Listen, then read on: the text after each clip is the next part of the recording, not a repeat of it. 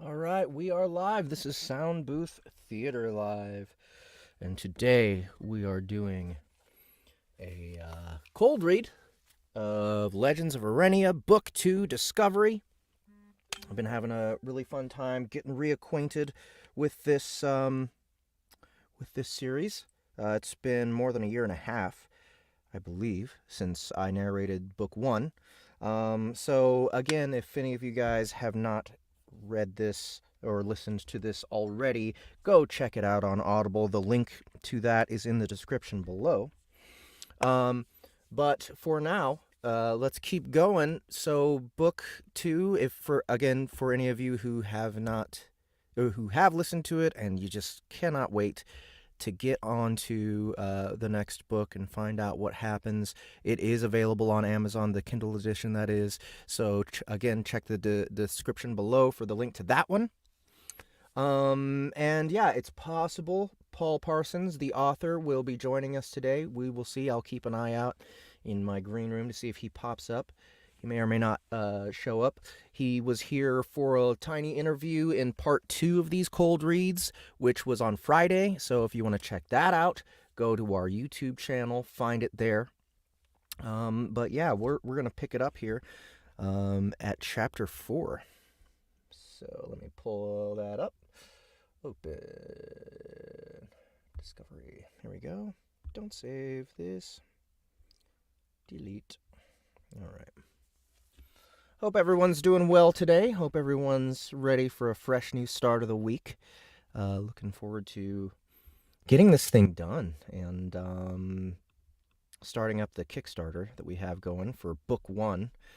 So for those of you who don't know, we are planning to launch a Kickstarter very soon for Legends of Arenia Book 1's cinematic audio experience. We've actually already produced the very first chapter of Book 1, and we're going to make that available to download for free very soon. I imagine that we're going to do all of that. We're going to re-release Book 1 and release Book 2 exclusively to our platform, and then make the cinematic audio of Book 1, the first episode of it, available for free on our platform.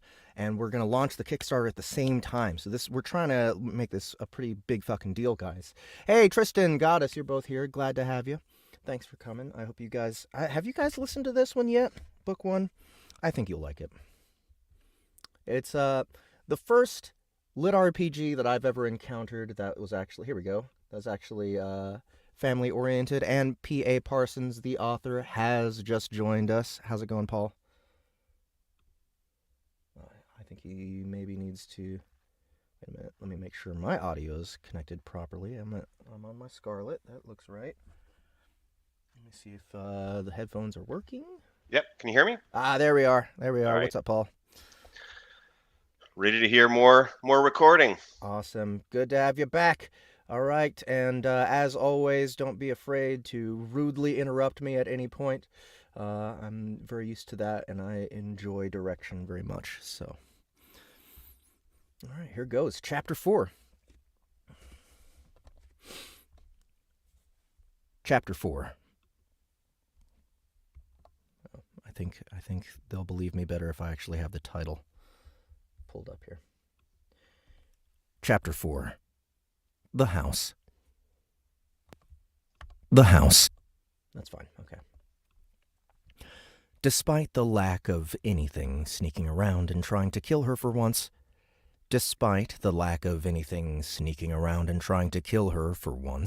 Angela still found herself waking up just before dawn, unable to get back to sleep. Which sucked because she'd been more of a wake-up-at-the-crack-of-noon person back on Earth. Hopefully it wasn't a druid thing. A pebble dinged off her forehead. So one thing, this pebble dinking off her forehead gag is one of my favorite things about this book, to be honest. And I can't wait for the cinematic audio to replicate that some more. I'm planning on... So one thing about audio drama that we're trying to incorporate more and more of is sort of getting rid of as much narration as we can to keep the experience as streamlined as possible and to make the best use of the sound effects and the acting and everything. So we're gonna put in the narration, okay, this pebble hits her on the forehead. For the first like 2 or maybe 3 times that it happens, but eventually it's just gonna turn into the sound effect of the pebble hitting her in the forehead, and then Dory reacting. So I think that's gonna go well as a repeated gag the more and more it goes on.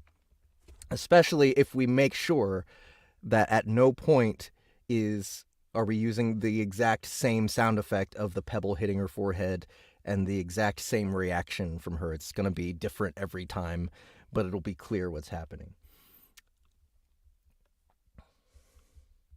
A pebble dinged off her forehead. Hidden trait revealed. Early riser. Sometimes it takes time to accept truths about yourself, but once you do, it becomes a foundational part of who you are. This is you now. You get up early. Hope you like being the one who makes coffee for everyone else. Okay, and also I'm very sympathetic to her plight here. I have been not a morning person pretty much forever, and I'm you can't go on this way as an adult. You just can't. like especially with a bunch of responsibilities and stuff, and I don't know, my body continues to resist. My attitude continues to resist, but I'll get there someday. Someday I will be an early riser, and people will be able to depend on me. Else. Oh, but it's so I dread it. I dread every morning pulling myself out of bed. It's just so comfy and warm. Requirements: Druid. Self-discovery. Benefit: you always wake up 10 minutes before dawn regardless of when you went to bed. Additionally, you are incapable of sleep for the first hour after dawn. Oh man, torture. You have got to be kidding me, Angela muttered. And I went back to AI voice. Angela muttered. Worst trait ever. At least she felt reasonably refreshed. Granted, that could just be the fact that sleeping on a bare hardwood floor was like a feather bed compared to the conditions she'd been used to for the last week. Let's try that one more time. Granted, that could just be the fact that sleeping on a bare hardwood floor was like a feather bed compared to the conditions she'd been used to for the last week. With a resigned groan, Angela made her way downstairs. Let's go ahead and play that one, shall we? Used to for the last week. With a resigned... I think I can go a little higher in pitch, though. Do for the last week. With a resigned groan. There we go. Briefly, she considered having a bath. Not that she needed one. She was arguably cleaner than when she'd plucked her when they'd. Not that she needed one. She was arguably cleaner than when they'd plucked her off Earth. Apparently, when you got reincarnated, your funk didn't get reincarnated with you. Which was nice. Besides, given the state of the tub after the rest of the family cleaned themselves off, she'd probably end up dirtier than when she got in. Soap was a high priority on their shopping list. If they ever got any money. If they ever got any money. Somehow she suspected there wasn't a lot of money to be made as a druid who didn't want to leave the city. God, I'm a druid now. Alright, let's see. Angela's easily my second favorite character after Jack. Because she's exactly the kind of person I would like to make fun of if they were ever in my life. She's very vegan and all that, and she wants to be a druid, and then she has to actually live through it, and she's completely changed her mind. I don't know if she's changed her mind about being vegan yet, but I imagine didn't she, like, maybe she did. Didn't she go through like some kind of starvation and finally decide to eat some meat because she didn't really have much choice in book 1? I can't remember if that happened or not. No, she still held off. Okay, she still held off. That's right. She came close, though. I'm a druid now. How did something that seemed so awesome on Earth end up so crappy on Arenia? Not to mention, she'd thought her magic would get better when she got promoted. Instead, they'd taken away her one. Instead, they'd taken away her one and only spell. Blah! She said, mustering as much eloquence as she could manage. Rather than going into the kitchen where she could watch the sun rise over the river, Angela instead opted to go into the sitting room. Why? Because the whole reason she had this stupid alarm clock trait was so that she could get up. Because the whole reason she had this stupid alarm clock trait was so that she could get up and worship the rising of the sun or some crap, and screw them for sticking her with such an annoying ability. One more time. Because the whole reason she had this stupid alarm clock trait was so that she could get up and worship the rising sun or some crap, and screw them for sticking her with such an annoying ability. Plus, it was called the sitting room. That's where you went to sit, right? Plunking herself down on the ground, Angela summoned her tome and grabbed the spells slate off the stack before plopping it into her lap. I keep forgetting I need to do these in the proper track and then move them to thought.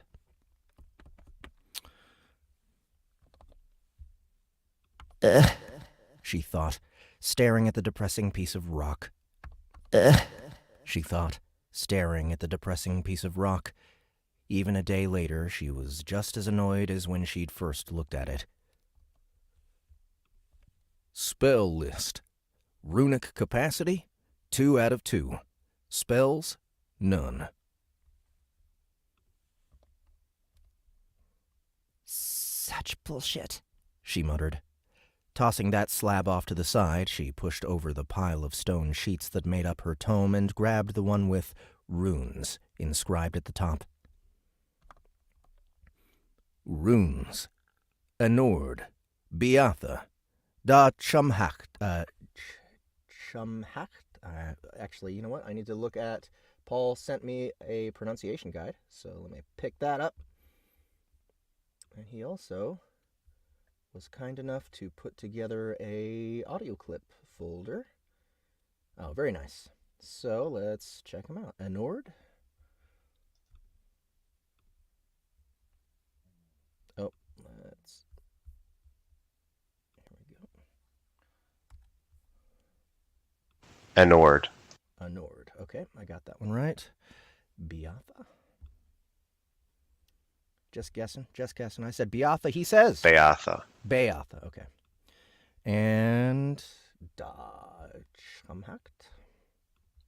Looks like it's... Da Chuacht. Oh, say again. Da Chuacht. Chuacht. Wait, is the M silent? Yeah. Excuse me. The M is it's based on Irish, so Gotcha. the M and the H are kind of messed up. Okay, I need to make a note then in the set to the proofer. Let's see.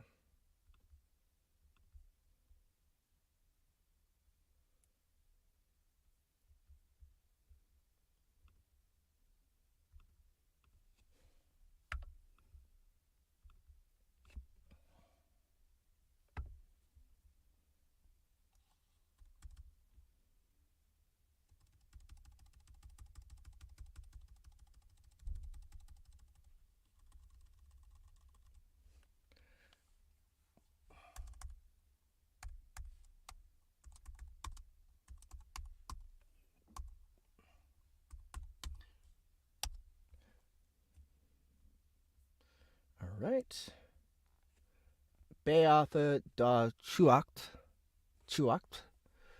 And let's see, is that all I had? Ithreach. Ithreach. We'll see How does this go?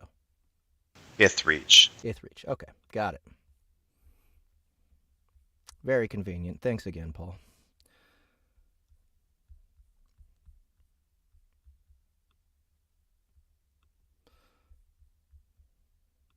Anord, Beatha. Anord, Beatha, Da Chuacht, Ith-reach. 4 runes. With names. Runes with names. In another language. That she couldn't read. And what's more, while she remembered that she'd used the goddess rune, she couldn't for the life of her remember what it looked like. It was as though it were erased from her memory. "Fuck my life," she muttered. Clearly, she needed to combine the hexagonal runes to create an effect. The problem was, last time there had only been 1 rune. Easy peasy lemon squeezy. Now there were 4, and she had to combine them to create a result without actually knowing what that result might be. Super easy. 4 runes, each with 6 sides? How many combinations was that? For all she knew, she'd end up setting the house on fire if she shuffled them together the wrong way. Not to mention, she had no idea what the material cost of the spell would be. The last thing she wanted to do was projectile vomit her duodenum onto. The last thing she wanted to do was projectile vomit her duodenum onto the living room floor because she cast a spell without any components. "Oh, well," she thought. Floors could be cleaned. Just as she had done a dozen times last night, Angela materialized her stylus and a sheet of soft clay in her hands. Then she tried drawing different combinations of runes on the slab of her tome.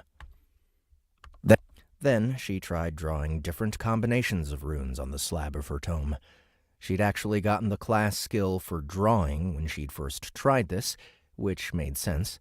It only unlocked at level 13, but she couldn't draw for shit, so that wasn't unexpected. It only unlocked at level 13, but she couldn't draw for shit, so that wasn't unexpected. If anything, it was a bit high, but the raw beginner tier was meant for children anyway. Her tome had been very clear about that fact. Dick. With a furrowed brow and the tip of her tongue sticking out, Angela concentrated carefully and made the lines of the runes sink into the soft clay. When she'd first discovered this method, she had hoped that by eventually hitting on the right combination of runes, she could trigger some kind of response from the system that have a spell. When she'd first discovered this method, she had hoped that by eventually hitting on the right combination of runes, she could trigger some kind of response from the system and have a spell added to her tome. One more time. When she'd first discovered this method, she had hoped that by eventually... When she'd first discovered this method, she had hoped that by eventually hitting on the right combination of runes, she could trigger some kind of response from the system and have a spell added to her tome. That had not worked. With each successive failure, she was forced to confront the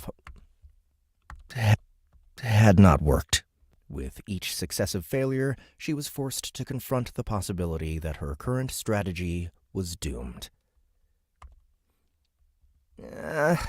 She said, dropping her stylus and letting it vanish before hitting the ground. It was time to admit defeat. In all likelihood, she wasn't going to find out what her runes did until she used them on something outside of the tome. But holy shit, she didn't want to do that without knowing what the rune combo might do. There was a big difference between curing an upset tummy and blowing a huge fucking hole in someone's torso. No, there had to be a better way to work out this shit than simple trial and error. Not for the first time, Angela's eyes were drawn to 2 runes in particular.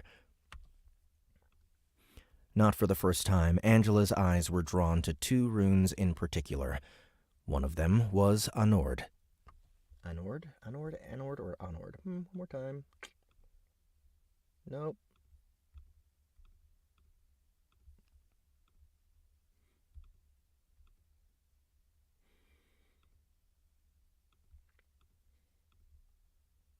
Anord. Anord. Anord. Got it. One of them was Anord. One of them was Anord. Something about it creeped her out so much that it made her hand itch. She didn't even want to draw it, let alone include it in a spell. That contrasted sharply with Da Chumat. Da Chumat. Da Chuacht. Chuacht. That contrasted sharply with Da Chuacht, which looked far more promising. She was affectionately calling that one the Power Rune. Something about it seemed different. Something in the weight of the two circles that stood apart from the rest of the features. Also, Power Rune sounded badass. But, badass naming aside, she was almost sure this was the rune that powered her spells. She poked at its entry in her tome. Yep, I'm calling you the Power Rune. A piece of her tome broke off and flew straight up at her face, hitting her in the eye. Ow! Ow! Ow! That one's fine, she said, rubbing her eye and blinking away the irritation. When her vision cleared, she looked down and discovered that not only had the stone unfolded into a small card shape, but the words in her tome had changed as well. But the words in her tome had changed as well.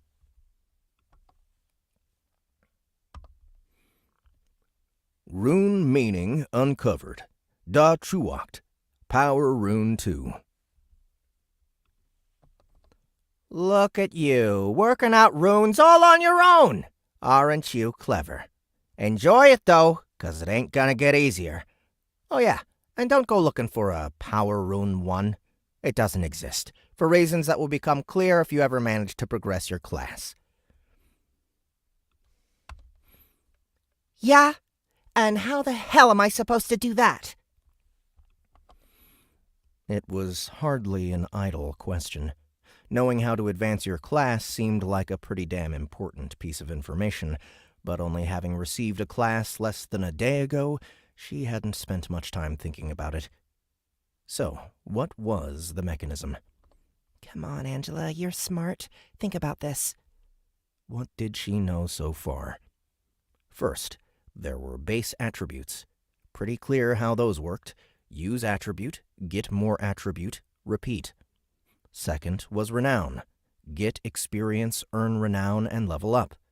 Great for social standing, but it did dick all for getting more powerful. But that was where all the XP went, so it had to double back into the other systems. She just needed to work out how. Skills. Also pretty straightforward, with the kicker that you seemed to unlock stuff like traits and abilities at higher levels, which naturally led to traits and abilities. From what Angela could tell, they were fairly simple, except that traits were passive and abilities were active. Like how her Freediver trait let her hold her breath like a badass, but the Druid Lore ability needed to be consciously triggered. And thank God for that. It really... Sorry, just to interrupt. Let me From what Angela could tell, they were fairly similar. You said fairly simple.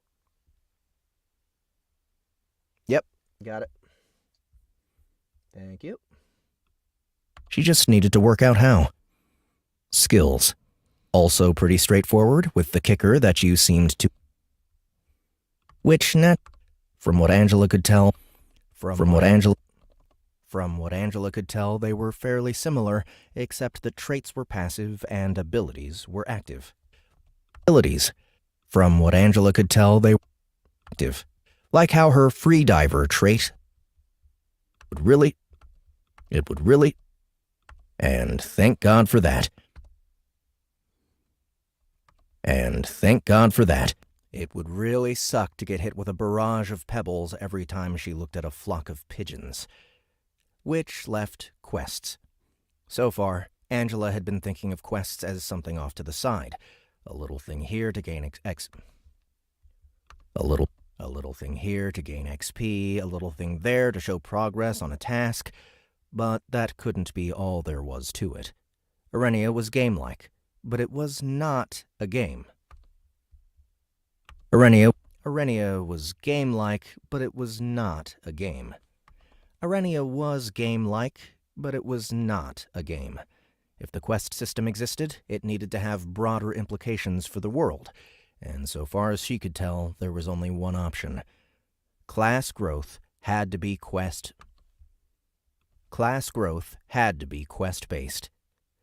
She thought about it for a moment. That could be cool or not, depending on how challenging the quests were.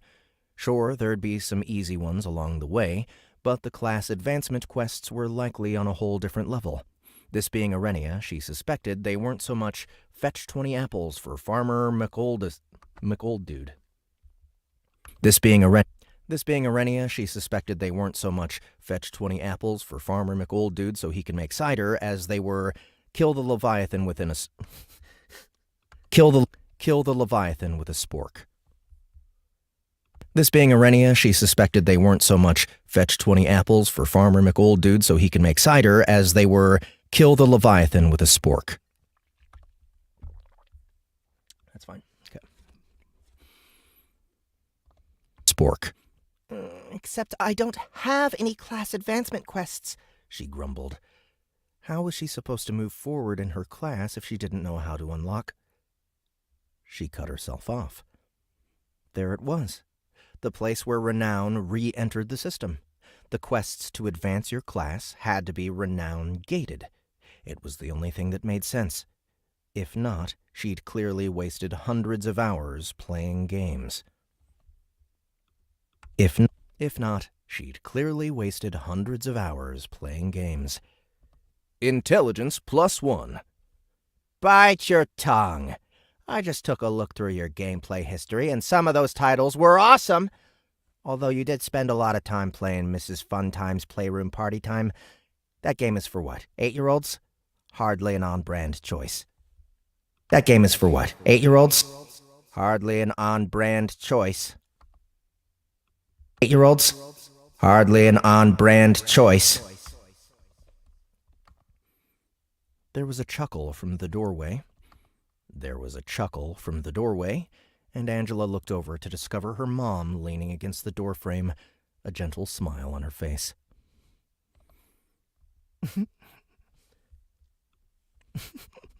Someone doesn't look very happy with their tome, she said, gesturing to the slate in Angela's hand.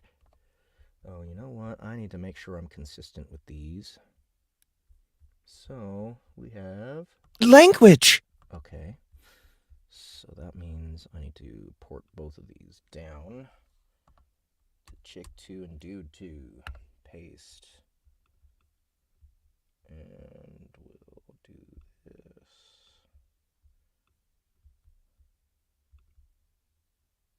Dude 2 colors this? Yes. And who we got here? Yeah. Looks like it. Okay, those are fine. That's a different chapter.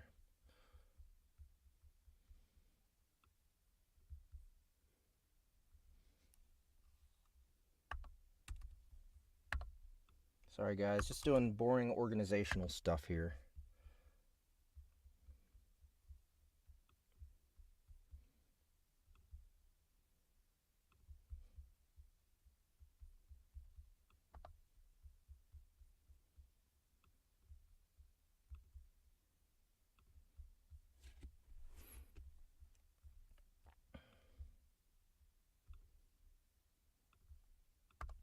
Someone doesn't look very happy with their tome.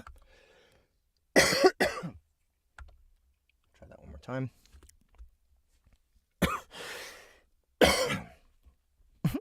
Someone doesn't look very happy with their tome, she said, gesturing to the slate in Angela's hand. Hey, Mom, Angela said. Let's try it again. Hey, Mom, Angela said. There we go. Better. Hi, honey. You couldn't sleep either? Literally, Angela said with a grimace. Apparently, druids have a trait called early riser that forces me to wake up 10 minutes before sunrise every day for the rest of my... Hey, why are you laughing? kids every day for the rest of my... Hey, why are you laughing? I'm not laughing. Her mom lied, unable to hold back a snort as she covered her face with her hand.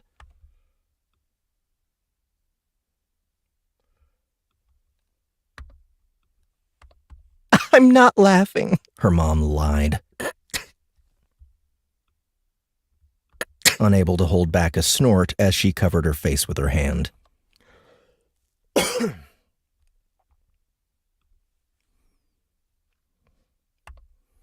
It's not that funny. And It's not that funny. oh, honey, her mom said, shaking her head. I've spent the last 15 years dragging you out of bed in the morning for school, swim practice, family outings. Pretty much anything we wanted to do before 11 a.m. required physical intervention. It's a little bit funny. She walked over and sat down, her chuckles dying down as she rubbed Angela's back, just like when Angela was a kid. They stared at the wall together, taking in the early morning silence. Mom? Angela asked. Yes? Yesterday we were all trying to hold it together. And I know I'm not supposed to swear, but now that we're not struggling just to stay alive, you can admit that this whole situation is really fucked up, okay? You don't need to pretend things are normal. For once, her mom didn't get on her case about the swearing. Instead, she simply shook her head. I don't like that word, but if ever there were an appropriate time to use it, this is it. Angela scooted around so that they were facing each other cross-legged. Come on. Aren't you guys freaking out? Yeah, I'll miss my friends, sure, but I spent most of my time worrying about climate change destroying the planet. Now that's gone, and I kind of hate to say it, but I'm glad I don't think... Now that's gone, and I kind of hate to say it, but I'm glad I don't need to think about it anymore. Now that's gone, and I kind of hate to say it, but I'm glad I don't need to think about it anymore. Like, huge weight off my shoulders. You guys, though, you had a life. We did.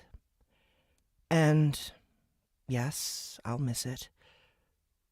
But you're here, my family. If I'd come alone, I don't know what I would have done. Laid down in the grass and died, most likely. Angela rolled her eyes. You're being melodramatic. Her mom shook her head. Maybe if you have kids one day, you'll understand a parent's love for their child. It's something you can't describe. That love is here with me on this journey. Yes, it's hard to leave behind everything we built, but I have you, your brother, and your father.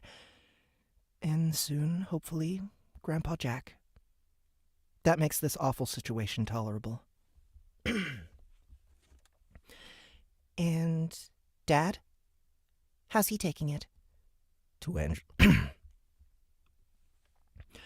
To Angela's surprise, her mom hesitated before answering.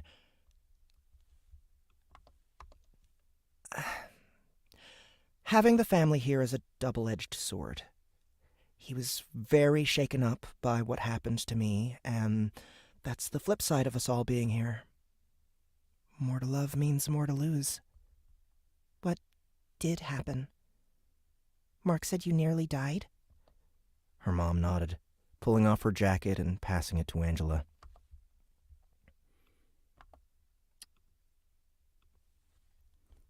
There was a large hole, enough for her to put 3 fingers through, and it was covered in blood. Angela's heart began to race. Mom, that's a lot of blood. I know. We got into a fight with some goblins. I was stabbed in the back with a spear. Your father killed the one who did it. That's when he hurt his arm, and then helped Eliza carry me for hours to get to a stash of hers that had a healing potion. Angela's eyebrows rose. Hang on. Dad killed a goblin? Her mom grimaced. Yes. He won't talk about it, though. He won't talk about it, though. Holy shit.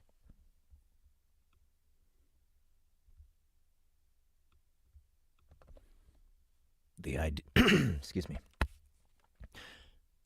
The idea of her dad killing another sentient being was hard to imagine. No wonder he didn't want to talk about it. That's a lot to take in. Good thing you only ran into one goblin. In stories, they're like never alone. Actually, there were 4. Eliza killed the other 3. Angela grinned. Oh, I have to meet this woman. She sounds like a badass. She really is. She'll be coming by later this morning to help us get set up in the city. Find work, that sort of thing. She knows we're legends. That's what they call people like us, so we can talk freely around her. Same with that blacksmith family Mark befriended. Beyond that, though, don't tell anyone what we are. Apparently, there's a lot of people out there who would love to take advantage of our peculiar situation.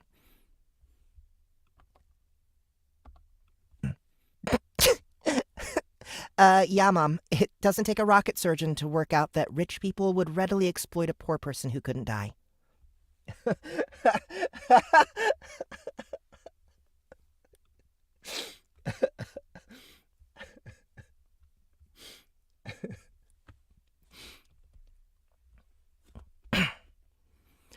Any further conversation was cut off by Angela's dad's voice echoing down the stairwell. Ladies? Can you come up here for a sec? Ladies? Can you come up here for a sec? There we go.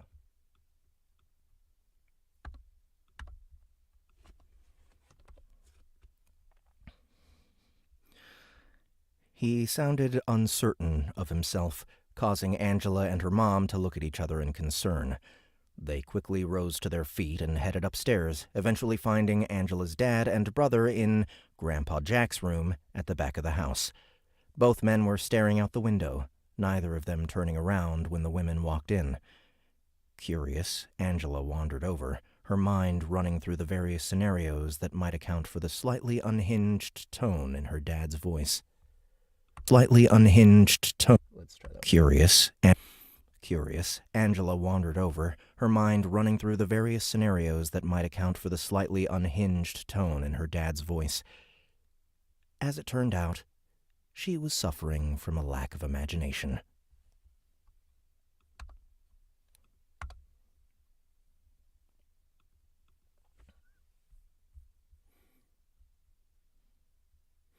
Hey, a bunch of new people came in. What's up, guys? And Josh, I didn't see you earlier.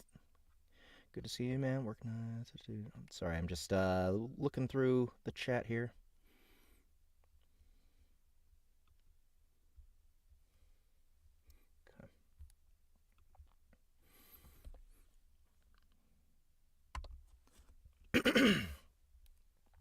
What happened to my river?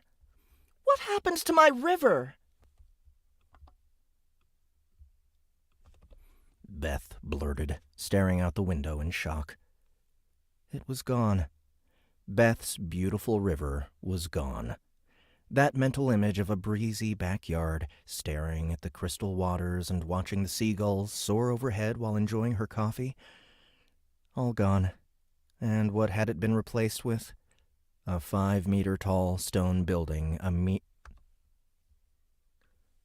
5-meter-tall stone building, a mere arm's length from their backyard wall.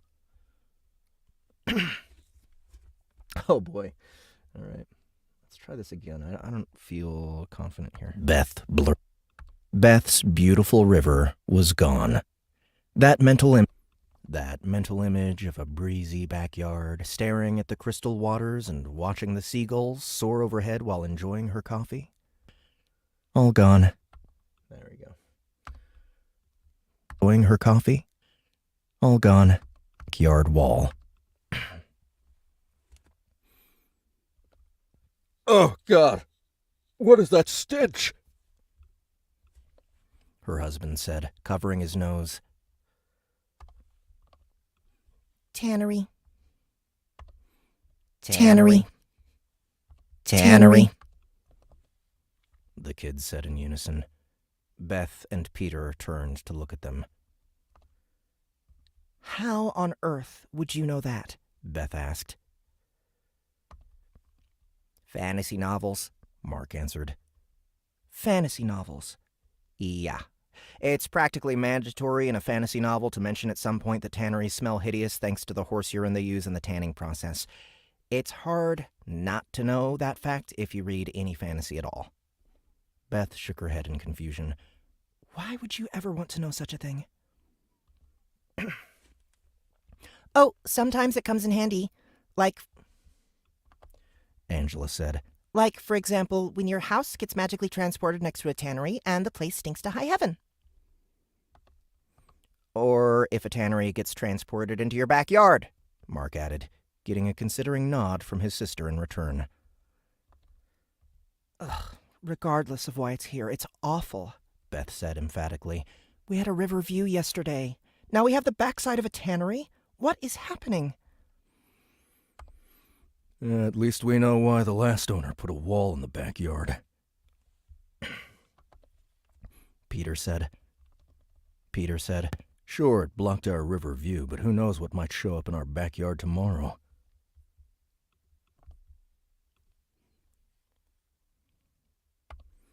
Backyard schmackyard. I want to see what's in our front yard. Backyard schmackyard.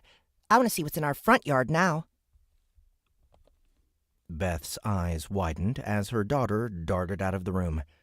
It hadn't even occurred to her that the front yard would be different as well.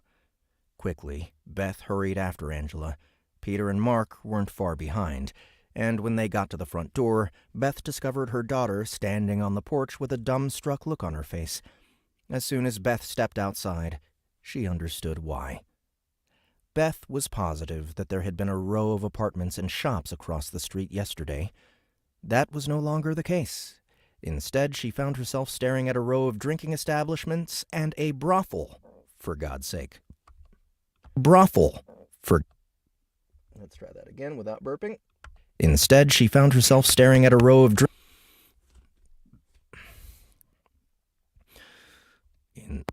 Instead, she found herself staring at a row of drinking establishments and a brothel, for God's sake. The door to one of the bars swung open. She watched as a man stumbled outside, missed the bottom step, and fell heavily onto the paving stones of the street. He slowly got himself up, saw Beth watching, and gave her a sloppy grin before sauntering towards the house. Deducing what was on the drunk's mind, Beth pointed over his shoulder at the brothel. The man paused, looked where she was pointing, and then gave a wave. Slurring some kind of thank you in the process. Then he stumbled over to the brothel and fell inside. This can't be happening, Beth said quietly. She turned to her husband. Peter, tell me this isn't happening. Are you asking me to lie to you?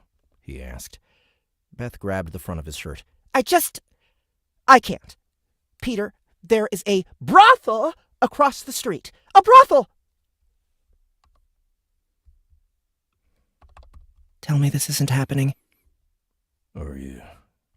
Tell me this isn't happening. Are you asking me to lie to you? He asked.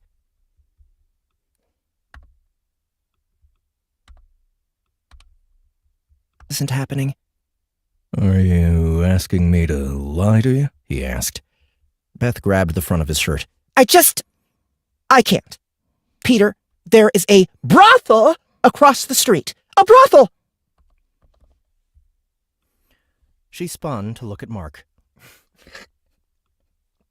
A brothel! She spun to look at Mark. Don't you even think about it. To look at Mark. Don't even think of it. To look at Mark. Don't even think of it.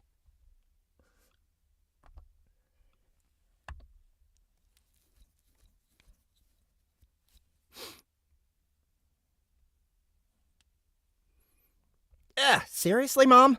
Mark said, his face screwing up. If anyone in this family is going to a brothel, it would be Angela. Ew!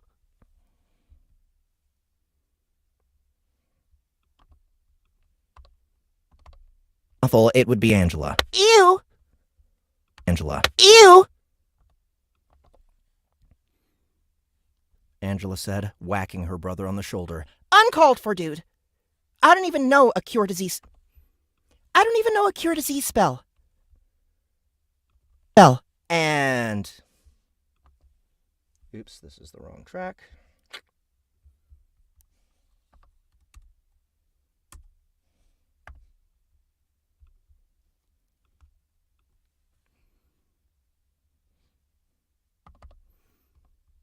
Oops.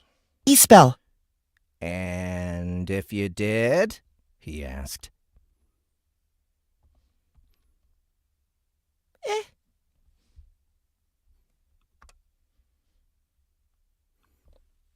She said with a shrug. Beth was just about to light into her daughter when she heard uncontrollable laughter coming from the sidewalk. Spinning around, she discovered Eliza, doubled over, tears streaming down her face as she held onto their wrought iron fence to keep from collapsing on the ground. Ugh, one more time. Spinning around, she discovered Eliza, doubled over, tears streaming down her face as she held onto their wrought iron fence to keep from collapsing on the ground. There we go. Ground.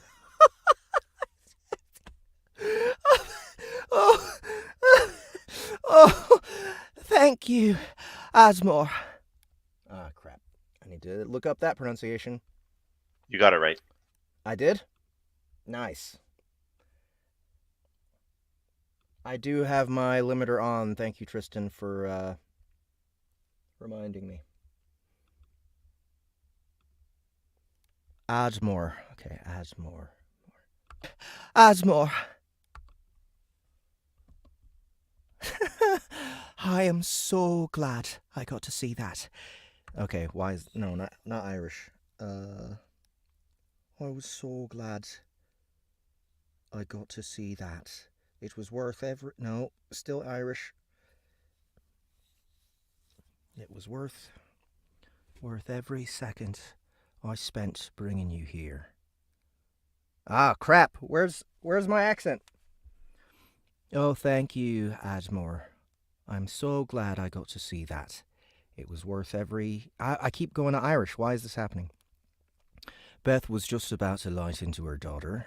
No, why is it still Irish? Light into her... Okay, my brain is short-circuiting. Thank you, Admore. I'm so glad I got to see that.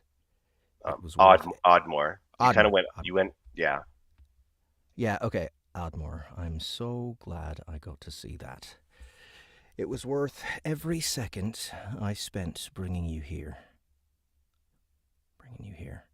Oh my, I haven't laughed this hard in 20... Okay, you guys, this is really funny. My brain will not process the Northern English accent for some reason.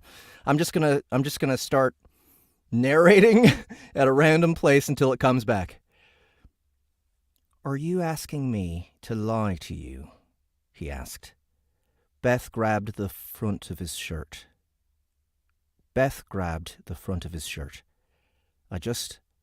can't.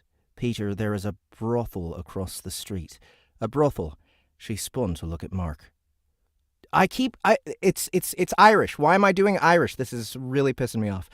She spun to look at Mark. There we go. She spun to look at Mark. Don't even think of it. Seriously, Mum, Mark said, his face screwing up. If anyone in this family is going to a brothel, it would be Angela. Ew, Angela said, whacking her brother on the shoulder. Uncalled for, dude. I don't even know a cure disease spell. And if you did, he asked. She said with a shrug. Beth was just about to light into her daughter when she heard uncontrollable laughter coming from the sidewalk. Spinning around, she discovered Eliza doubled over, tears streaming down her face as she held onto their wrought iron fence to keep from collapsing on the ground. There we go. Okay, I'm so glad I got to see that. There we go. We're back. Thank you, Asmore. Oh, I am so glad I got to see that. It was worth every second I spent bringing you here. Oh my, I haven't laughed this hard in 20 years. I'm glad we amused you, Peter said tersely. Mind telling us what the hell is going on? Sure, Eliza said. Oh, that was priceless. Just go inside and I'll explain. She picked up a twine-wrapped bundle from the ground at her feet and shooed the family inside, still wiping tears from her eyes. Beth stormed into the kitchen and turned to face Eliza, tapping her foot impatiently. Sweeping her eyes across Beth's body language, Eliza let out one last chuckle and waved at her dismissively. Oh, calm down. You got a free house in a city where almost nobody owns their own property. Get worked up if you want, but you'd best appreciate that this home makes you wealthy even if it's in a somewhat peculiar location. Okay, I feel like I need to check her voice again.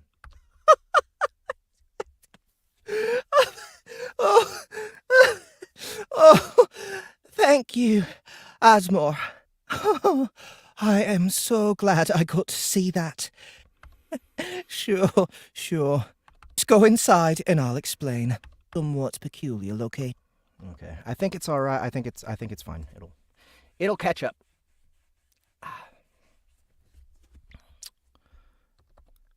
The woman's words mollified Beth somewhat, but they did nothing to answer her numerous questions. Fortunately, Eliza came prepared with answers. Walking over to the counter, Eliza withdrew a piece of parchment from her pocket and flattened it out on the surface. Care to know why your house moved? Eliza asked, clearly milking the moment. Please, Beth gritted out. Oh, all right, she said. She pointed to the parchment. This is a map of the city. It's rudimentary, but it will give you a general idea of the districts, which is how the city is divided. For the most part, it's based on our two rivers, the Incus. Let's see.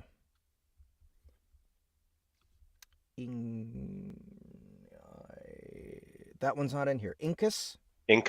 All right, and Casuron. All right, Yeah. so we have Casur, but we don't have Casuron. Yeah. Okay, actually, let me check this one real quick. Oh. Kasur. All right. Casuron. The Incus.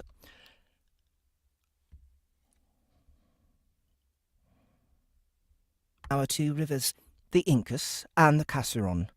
The Incus is the main river, handling most of the industrial traffic. It enters from the lower east side of the city and continues all the way to the port. The Casuron is a tributary that enters from the northeast and joins the Incus here. She pointed to a spot near the middle of the map where the two rivers merged. Now, the districts. Since the rivers meet in the city and flow west to the port, the geography creates four fairly well-defined districts. Since the rivers meet in the city and flow west to the port, the geography creates four fairly well-defined districts. The first is the Port District. It's by the port. If you can't remember that, I don't know what to tell you. Next, we have the upper part of the city, what we call the Temple District. That's where you'll find the temples, blacksmiths, and the Mages' College. It's essentially everything north of the Casseron and the Cirque du Champs. Cirque du Champs. Is that right? Cirque du Champs? It is. You might want to check the end of one to see if you pronounce it differently. Okay. Maybe. I probably didn't, but actually it's a good call. It should be in the, what? Chapter 20 or epilogue? It's right at the end of the book, like at the end of the endings and beginnings chapter. Okay, that must be... Yes, okay.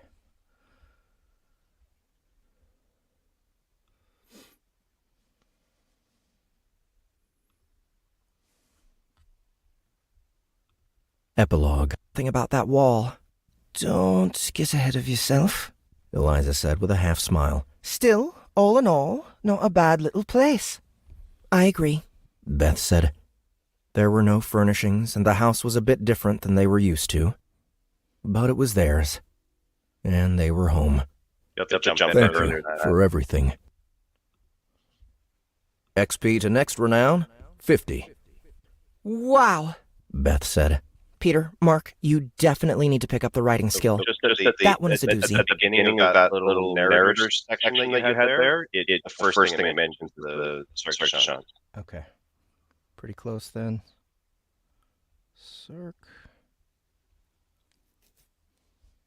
Writing. Skill level, 24. Just before A that. person could just climb over the side. Not a cart, Mark shook his head. You know what? Never mind. Let's go inside. Beth followed Eliza's instructions, opening her tome and making the necessary changes with a pencil that materialized at her mental command. Much to her surprise, she also got a new skill as soon as she wrote the names. Holdings. Paulmeyer, 327, Further Cirque back. It was just saying it right when you got Oh, off. crap. du Champs. Champs, 4-bedroom. okay. Cirque du Champs. Cirque du Champs. All right. It's essentially everything north of the Casseron and the Cirque du Champs. Yeah. It's essentially everything north of the Casseron and the Cirque du Champs, although the western part of that district is a bit fuzzier where it mixes in with the Port District. Beth's eyebrows pursed at the unfamiliar phrase. What's the Cirque du Champs? What's the Cirque du Champs? This road, right here, Eliza answered, pointing to a road that formed a perfect circle near the center of the map, crossing both the Incas and the Casseron, then crossing the Incas again west of the confluence.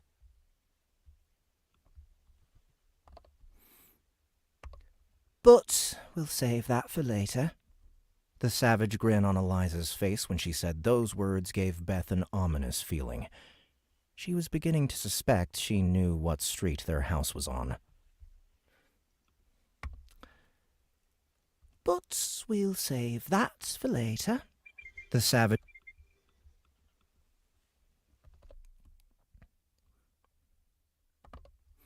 Next, you have the Garden District. That's the area east of the Cirque du Champs and bounded by the two rivers to the north and south. It's the nicest part of the city, which isn't surprising since it's where all the families have their estates. South of the Incas is all industrial, sawmills and lumber processing. Sawmills and lumber processing mostly, but other factories as well. We call it the Industrial District since Abysmal Crap Hole District never caught on. Any questions? She left the words hanging, knowing darn well that there was a question they all wanted answered.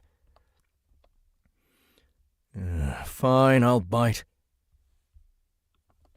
Peter said. What's the deal with the circular road? With a big smile, Eliza plunked her finger in the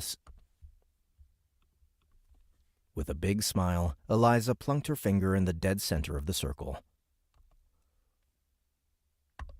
That, my boy, is the Chance District. Now, this one doesn't have the little accent in the spelling. Should it still be Chance or No, Chance. Chance District? All right. That, my boy, is the Chance District. Beth's sinking feeling only got worse. Why is the road a perfect circle? She asked, unsure if she wanted to know the answer. I'm no urban planner, but a gigantic, perfectly circular road in the middle of your city seems unusual. Oh no, the Cirque du Chance wasn't planned, Eliza said, grinning at their expressions. No, it was created when a very powerful wizard lost a very large bet at a gambling establishment a very long time ago. She was convinced that the house was cheating and cast a spell that was meant to cause the building to move to a different spot in the city every night. Let's try that again. She was convinced that the house was cheating and cast a spell that was meant to cause the building to move to a different...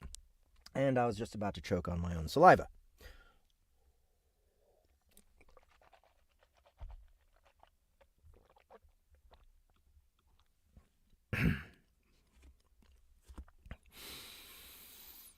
She was convinced that the house was cheating and cast a spell that was meant to cause the building to move to a different spot in the city every night so that their clients couldn't find them.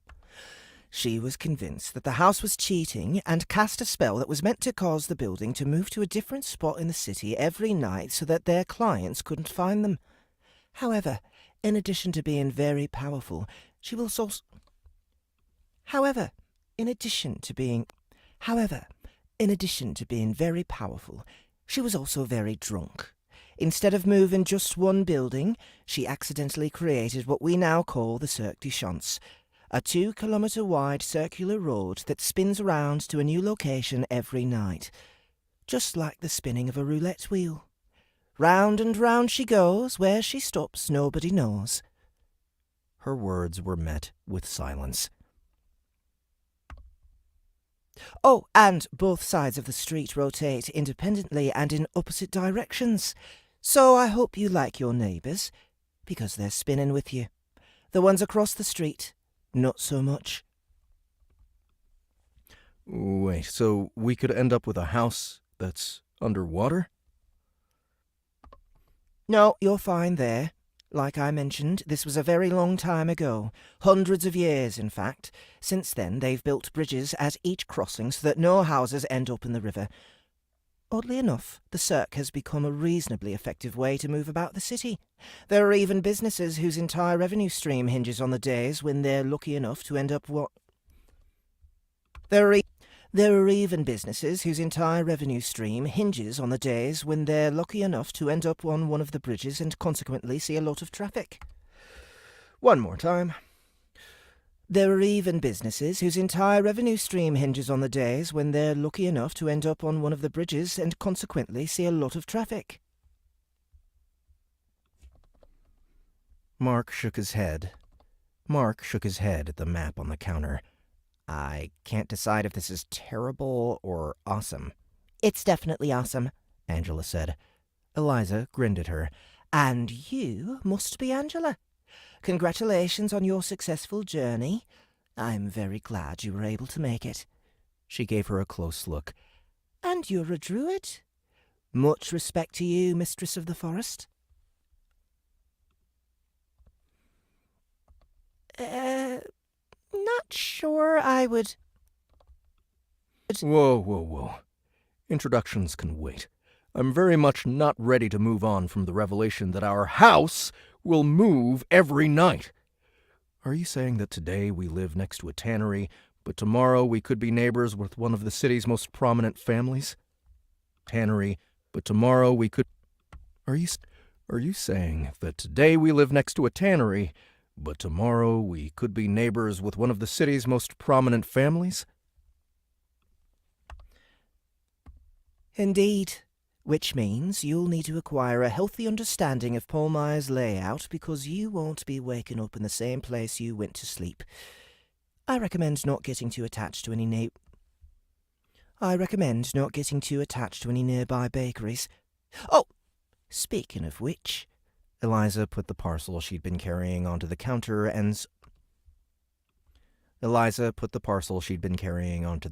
and opened it up, revealing a variety of pastries. Some were of the sweet variety, while others had some kind of meat and cheese combination. Oh man, you're making me hungry. Here. Here. I thought you might be hungry. Beth's eyes went wide. She grabbed one of the savory ones from under Peter's reaching hand, winking in response to the scowl he threw in her direction. He chuckled and grabbed a different one. To Beth's delight, the pastry was delicious. She was still annoyed at Eliza for not telling them about the house earlier, but she had to admit that the pastry went a long way towards earning forgiveness. After all, it wasn't Eliza's fault that Verna had given them this particular house. So, hang on. Mark said around a mouthful of something that looked like a chocolate croissant. Why didn't the wizard just undo everything when she sobered up? I'm sure she would have tried, but that was a bit more magic than her body was made to handle, Eliza answered. So she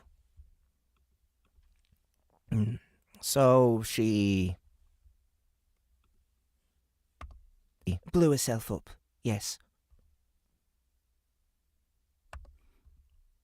Wow. That must have been a surprise to the people who woke up with their house in a different location. If that's all that happened, you were one of the lucky ones. Remember, there was no Cirque de Chance. There was no Cirque de Chance back then. Nowadays, the houses are built to match the pattern of movement. That wasn't the case back then, so hundreds of buildings were torn to pieces that first night.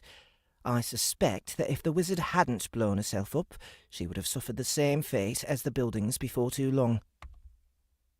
I suspect that if the wizard hadn't blown herself up, she would have suffered the same fate as the buildings before too long. That is so cool. This is so cool. Angela said, grinning widely. Before too long. This is so cool. Beth wasn't inclined to agree. It would definitely take some time to get used to. All right, then.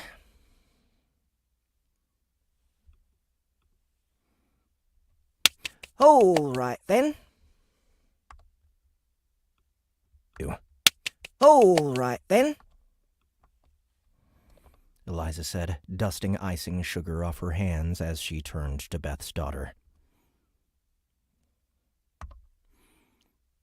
Angela. Eliza said, Nope, wrong.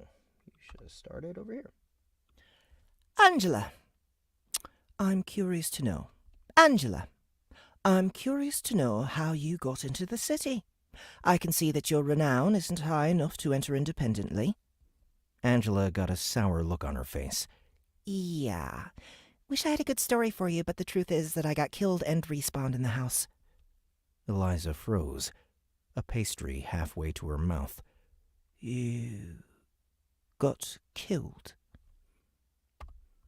Yep. It wasn't pleasant. For the first time since they met her, Eliza looked flustered. She put down the pastry and wiped her hands off before taking it.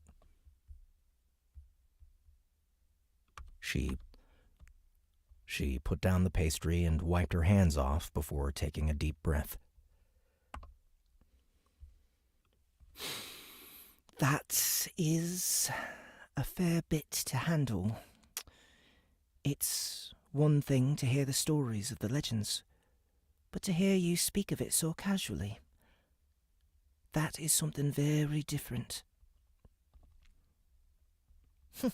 Nothing casual about it, Angela said with a grimace.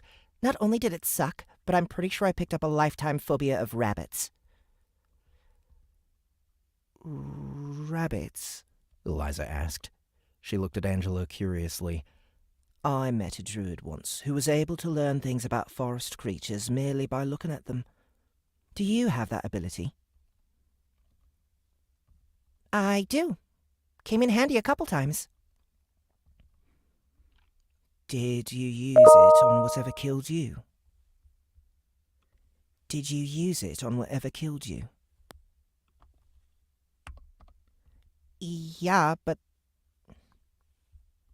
Yeah. Not that it did me much good. It was some big-ass rabbit called a feaster bunny. Eliza's eyes narrowed. Did that ability allow you to see its level?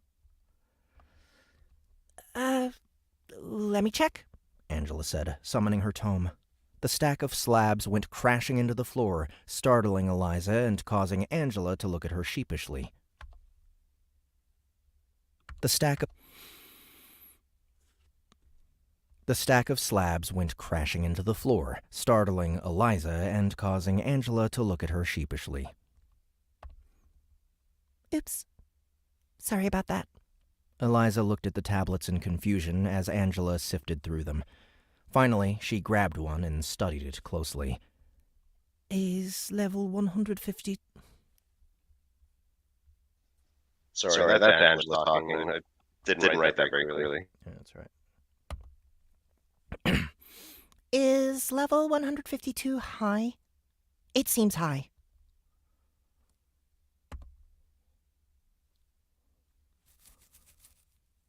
Okay. Let's try that one more time.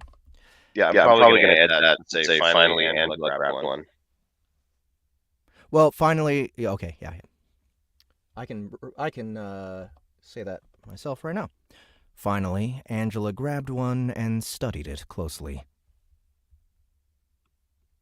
I don't know, maybe it's fine. Maybe, hold on, Angela sifted through them.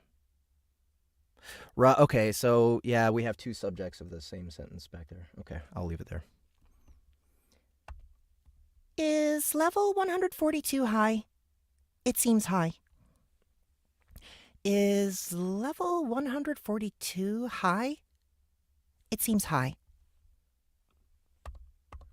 Level 100... High. Level 142? Level... High. Level 142? High. Level 142. Eliza shouted. Please tell me you aren't serious. Angela turned the slab around to show Eliza, and Beth leaned over to take a look as well. It turned out to be a surprisingly comprehensive description of the creature. Beth was rather impressed with her daughter's ability.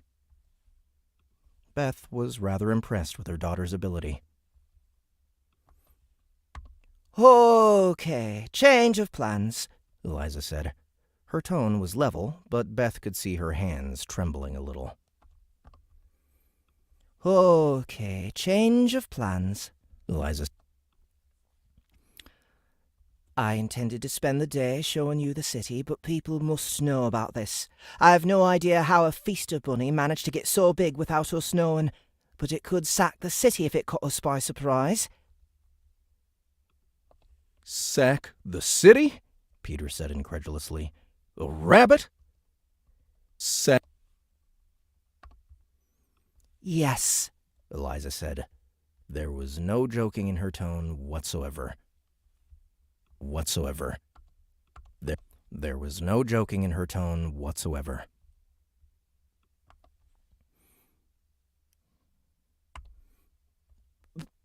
We understand? Beth said, even though she didn't really understand at all. What should we do while we're gone?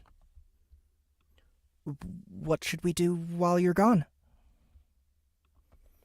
Eliza took a moment to respond, her attention clearly absorbed by the news of the feaster bunny. With a slight shake of the head, she returned her focus to Beth. The most important thing... The most important thing is for you to raise your renown before you leave this house. We already know your skills will jump based on your previous knowledge, so I recommend trying as many things as possible to boost your renown that way. You'll also want to raise your base attribute scores if you can, but that's harder to do. No matter what, I don't want anyone leaving this house without hitting level 11 at an absolute minimum.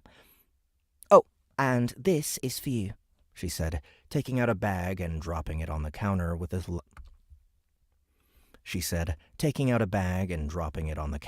loud clink. That's the bounty money from the goblin ears. It will let you... That's the bounty money from the goblin ears. It will let you buy some basic supplies, but that's about it. Peter nodded. Thank you. Unfortunately, I have no idea what money is worth. Any advice on not getting fleeced by the shopkeepers? I'm not much of a barterer. Eliza shook her head vociferously. Never try to barter. All financial transactions in Polmire are heavily regulated by the families. The only exceptions are the temples, mages, and blacksmiths. Even the beggars have set rates and need to buy a license for their begging location. If anyone tries to barter with you, it's almost certainly a setup. Sorry. Where it said at the start of this paragraph, Eliza shook her head vociferously. I edited it, thinking in the later version to vigorously. Okay. Eliza shook her head vigorously. Never. Do you have that new version? To email? I think that's the only change I made. Oh, okay. All right. If anyone tries to barter with you, it's almost certainly a setup. Setup. Where'd that go? All right. Only a setup. Fall for it, and you'll end up with a fine you can't pay and a free ride on the slippery slope to indentured servitude. One more time. Only a setup. Fall for it, and you'll end up with a fine you can't pay and a free ride on the slippery slope to indentured servitude. One more time. Only a setup. Fall for it, and you'll end up with a fine you can't pay and a free ride on the slippery slope to indentured servitude. There we go.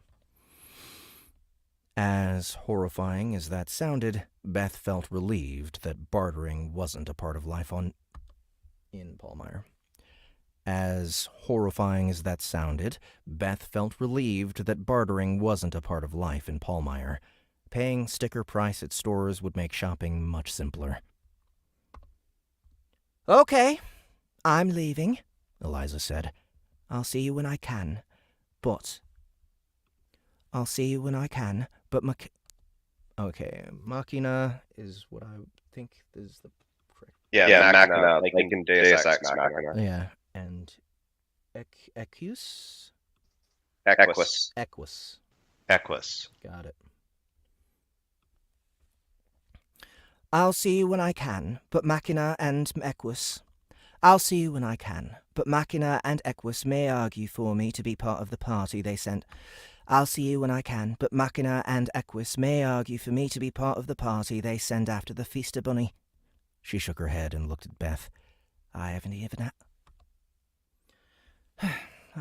had a chance to wash your blood out of my cloak.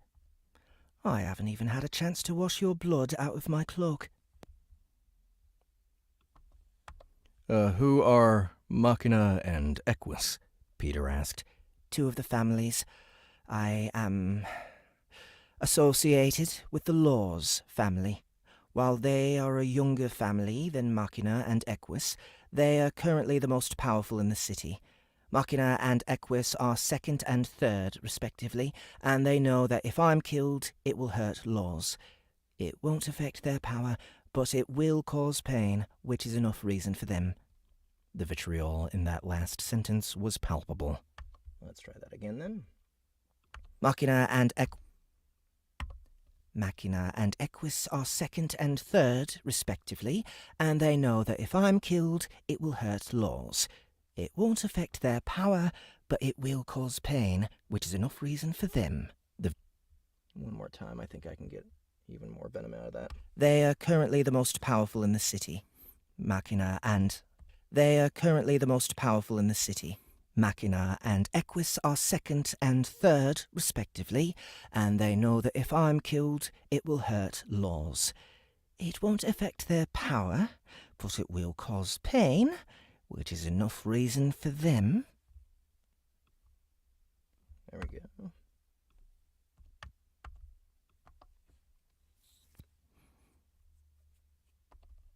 That's horrible, Beth said. If they do send you, how long would you be gone? Most likely, the Mages' College will be called upon to open a gateway eastward. Under normal circumstances, those selfish bastards wouldn't dream of assisting, but that Feaster Bunny is just as much of a risk to them as it is to us. So, you'd only be gone for a day or two? I said they'd open a... I said they'd open a I said they'd open a gateway... Damn it. I said they'd open a gateway eastward, not that they'd open one back. I said they'd open a gateway eastward, not that they'd open one back. By the time we hike back, it would be at least a week, and that's assuming all goes well. She headed to the front door and pulled it open. Good luck, Sullivan family. I hope to see you in good health when I return. If you decide to do something stupid before then, discuss it with the blacksmith family Mark met on the road.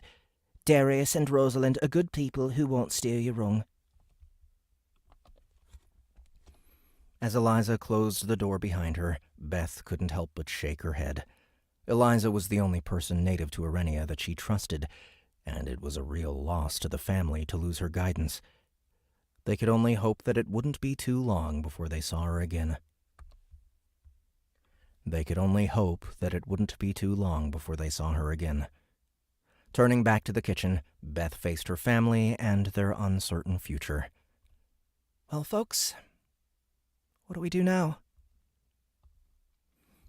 I'll tell you what we do, Angela said. With an enormous smile, she punched a fist over her head and shouted, Training montage!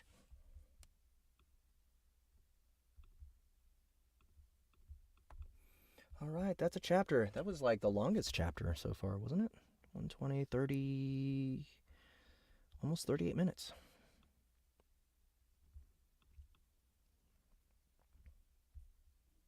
I feel like I'm making pretty good time on this, though. Let's see.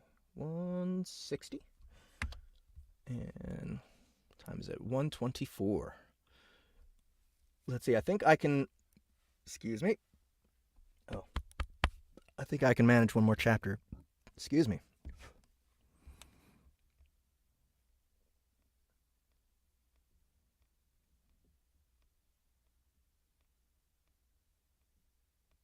Yep, I think I can make it through this chapter in the time allotted.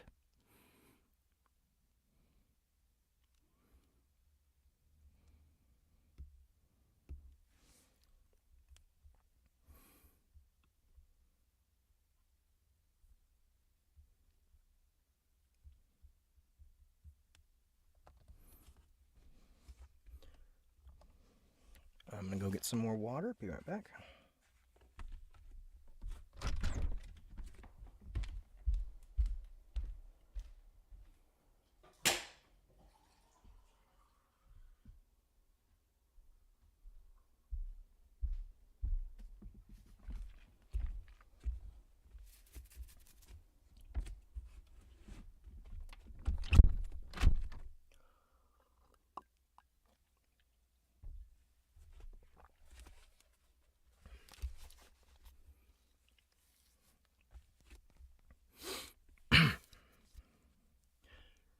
Skills Training. Chapter 5. Skills Training.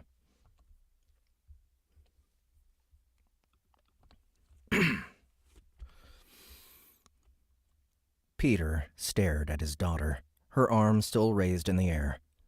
You realize this isn't a movie, right, kiddo? She dropped her arm. Yeah, but if we were in a movie... this is totally when the training montage would happen.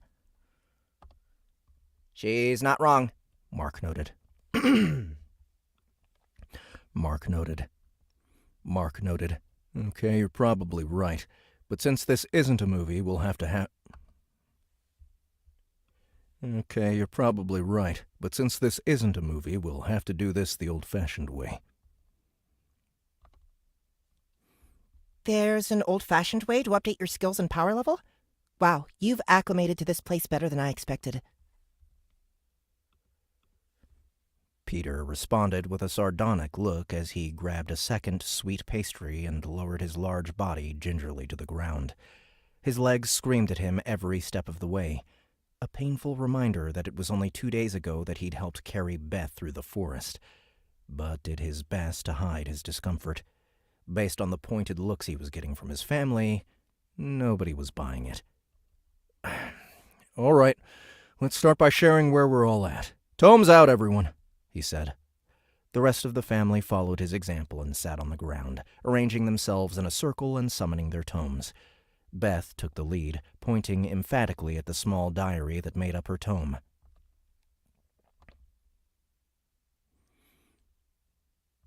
The first skill everyone needs to get is writing. That's the highest one I've unlocked since we got here, so it's a good place to start. I already have it.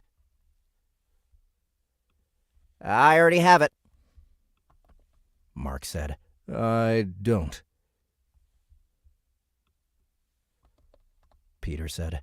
How did you get something to write with? Just find a blank page and think about it, she answered. Peter did as she suggested, and to his surprise, a stick with a burnt nub appeared in his hand. This is what I'm supposed to write with? Yeah, it starts crappy, but gets better as you level that skill.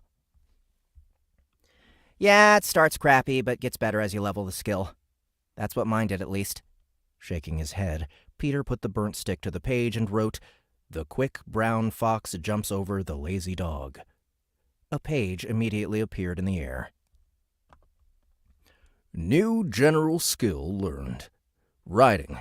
Skill level 26, Tier 2. All right, so I need to remember what Peter's snark sounds like.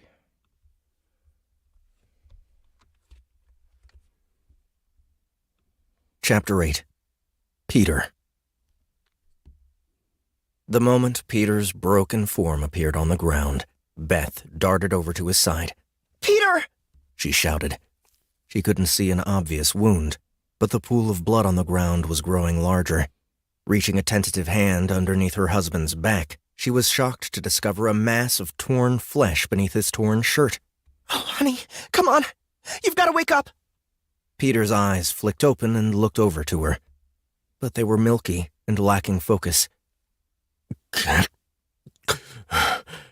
Can't feel, he wheezed, his voice barely more than a breath. There was blood on his lips that bubbled out as he spoke. It's going to be okay. I've got something that will help. Or so she hoped.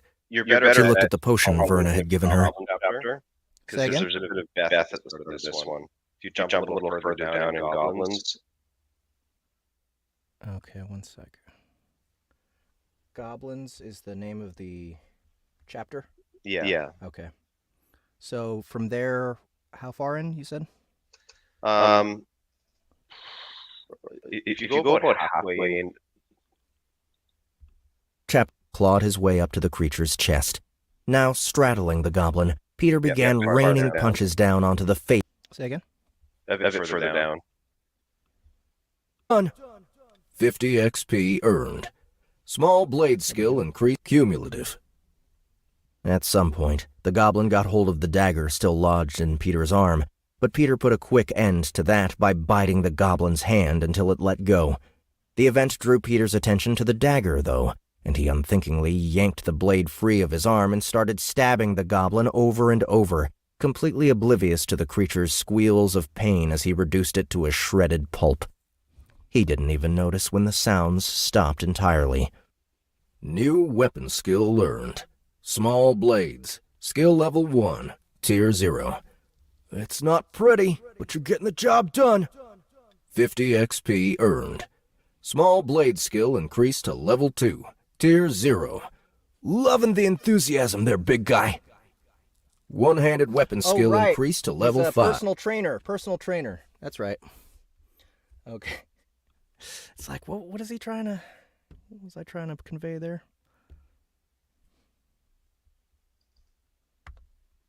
Two. Really? You went with the quick brown fox? That's some bleeding edge creativity you got going on. That's some bleeding edge creativity you got going on there. Tier 1 bonus. Decreased chance of writing being misunderstood. Tier 2 bonus. Unlocks writing prerequisite for occupations that aren't writing primary, e.g., guard captain, shift boss, etc. Required skill level varies by occupation. Since this skill predates your arrival in Arenia, it has been set at a level commensurate with the... It has been set at a level commensurate with the practical ability you already possess. 4,950 XP earned. Cumulative. Renown level up. Level 7 achieved. Renown level up. Level 8 achieved. XP 10,500. XP to next renown 3,100. Oh, wow. You weren't kidding. I just went up 2 levels. My renown is at level 8 now.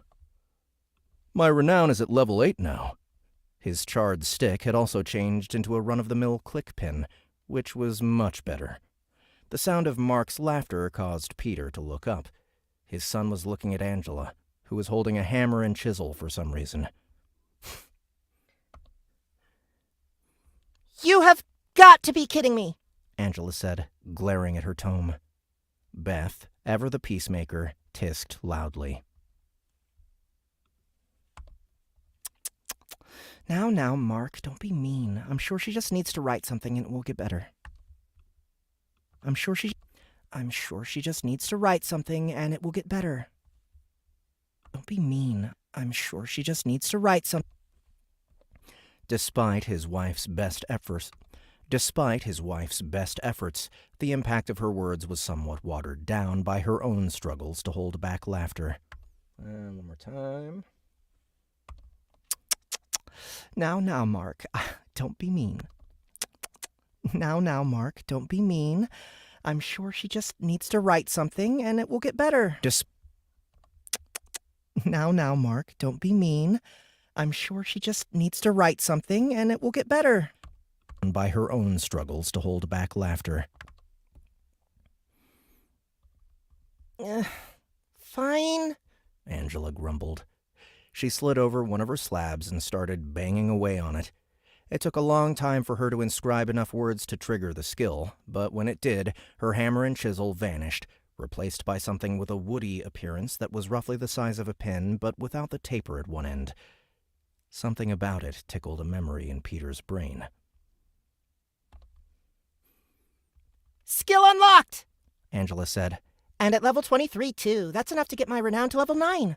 One more to double digits. And at level 23, too. I'm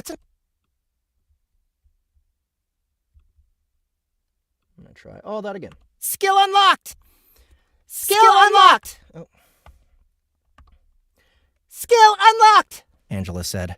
And at level 23... And at level 23, too. That's enough to get my renown to level 9. One more to double digits. She elbowed her brother. I'm coming for you, bro.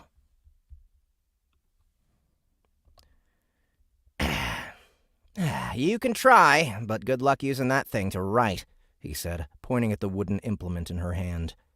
As Angela raised the tool to poke her brother, Peter's memory triggered, dredging up something from a long-ago university course. Could I see that? Sure, Angela said. She tried to pass it to him, only for it to disappear as soon as he touched it. Neither of them were particularly surprised at that outcome.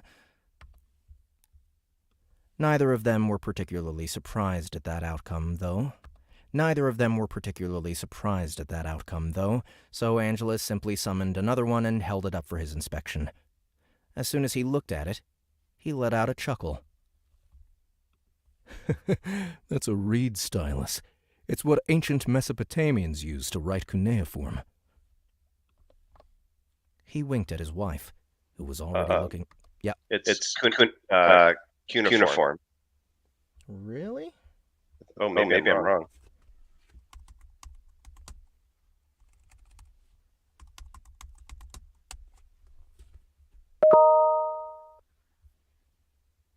I think we're halfway. We're Cuneiform. cuneiform. Cuneiform. Let's check other sources.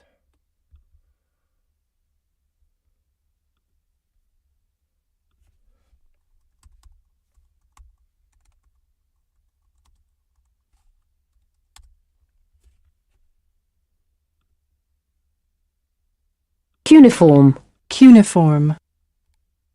Just hearing it in two different ways so far.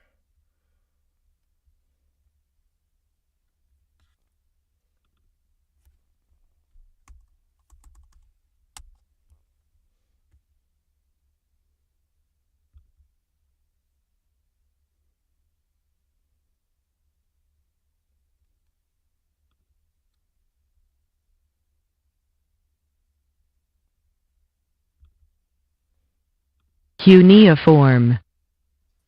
The Cambridge Dictionary is saying cuneiform, but then Yep. things are. When I learned about it in school in history class, it was cuneiform. Let's see. Cuneiform. Cuneiform. I don't think there's consensus because I learned cuneiform when I was in school, so it might be one of those words that's. Just do whatever rolls off your tongue easiest. Cuneiform. Yeah, there's no agreement here. He winked at his wife, who was already looking skyward in resignation. With a grin, he said, "And you said my archaeology minor would never have a real-world application." And you said my archaeology minor would never have a real-world application. I didn't think we would get abducted and sent to a completely different planet, she said, throwing up her hands. And yet, he said, gesturing around the room in an exaggerated manner, I don't care how improbable the situation.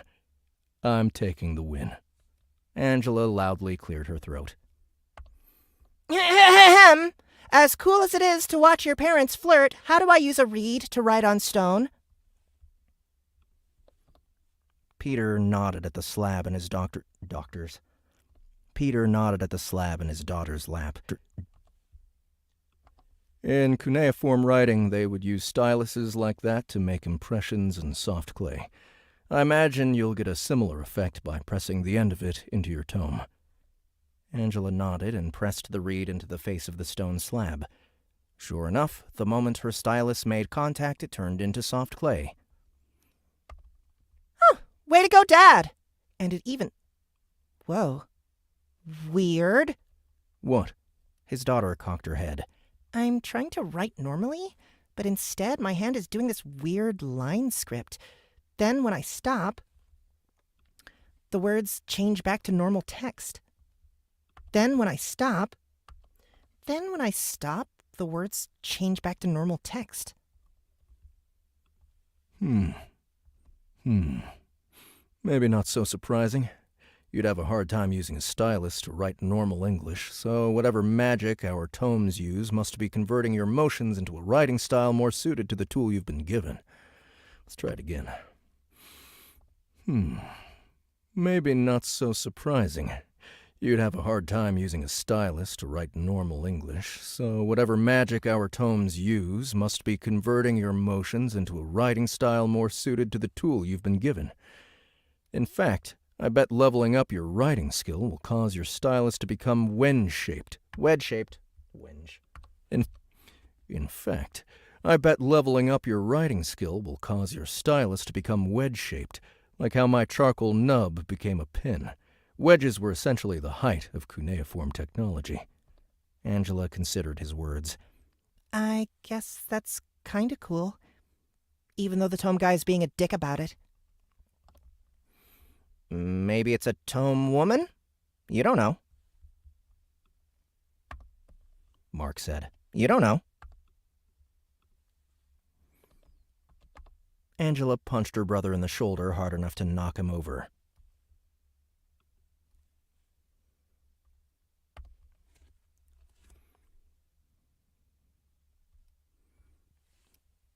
Impossible! Women are delicate flowers.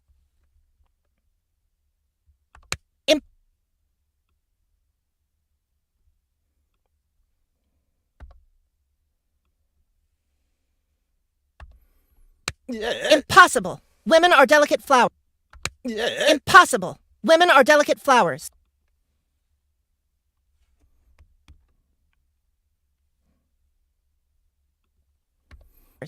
Ow! Ow! Help! I need healing. Don't be a jerk, she snapped, her response holding more heat than Peter would have expected. He looked back and forth between the two. For some reason, Mark looked contrite about the exchange. What's going on? What's going on? Beth asked, clearly picking up on the same thing Peter was. His daughter fiddled with her stylus in response. I lost my only druid spell when I got my class. I lost my only druid spell when I got my class, she said resignedly.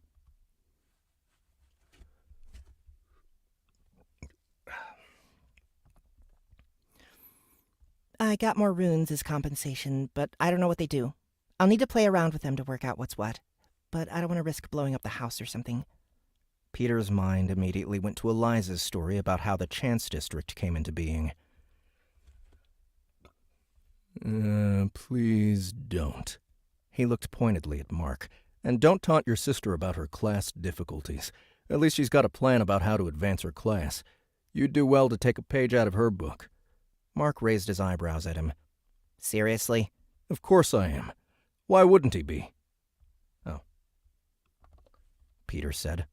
Why wouldn't he be? Whatever your class is, it sounds like your tome gave it to you as a joke. In case you hadn't noticed, nothing about this experience so far is a laughing matter. These are our lives now. We need to get serious about it. Gee, Dad, I totally hadn't thought about that. Mark snapped. Here's an idea. Maybe if you hadn't gotten a private escort all the way to Pallmeyer, you'd have a class to plan for as well. Yes, about it. Gee, Dad. Oh, wrong button.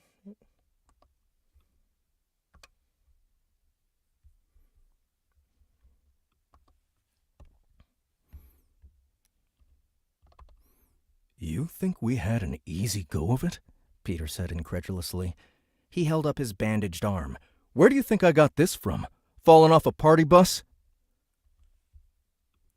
You two, Beth snapped, we do not eat ourselves in this family. Not on Earth, not here, not ever. Do you understand?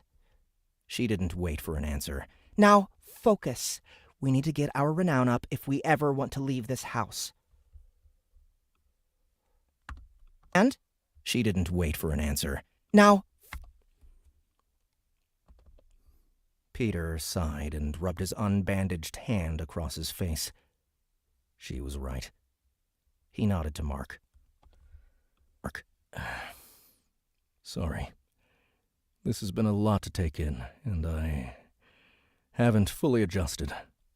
Surprisingly, Mark shook his head and let out a small laugh.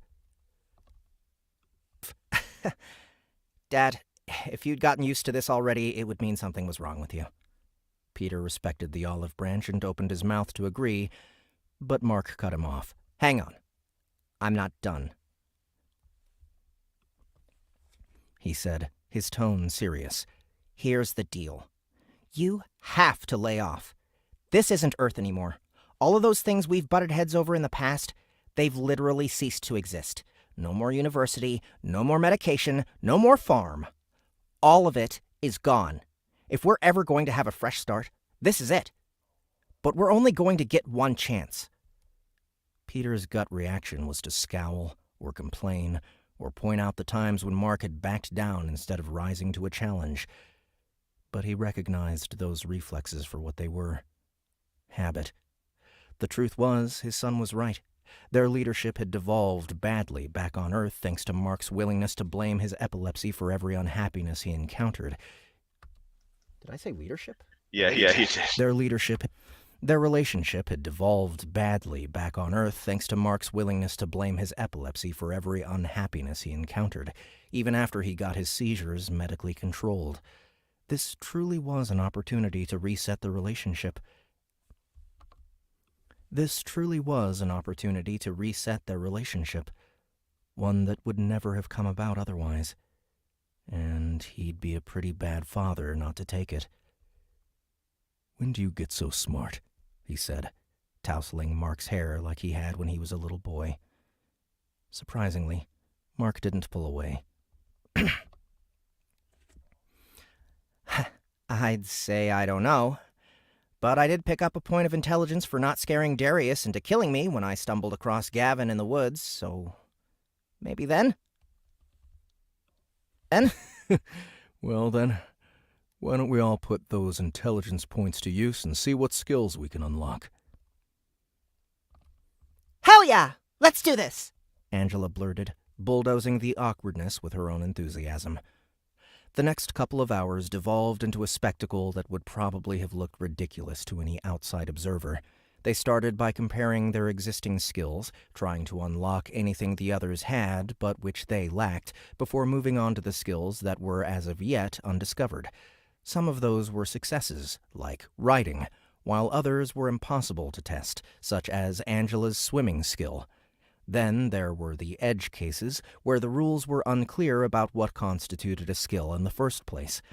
For instance, why were fists considered a weapon skill, but feet weren't? And why wasn't there a reading skill?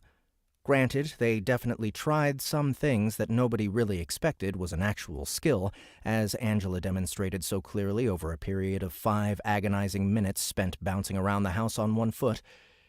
Granted, she did gain a luck point when she managed to avoid breaking her neck after falling down the stairwell during her antics, so it wasn't a complete loss.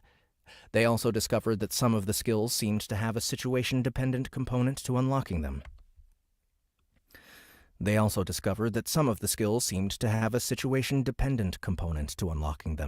For instance, they couldn't unlock the sense danger skill simply by surprise attacking each other.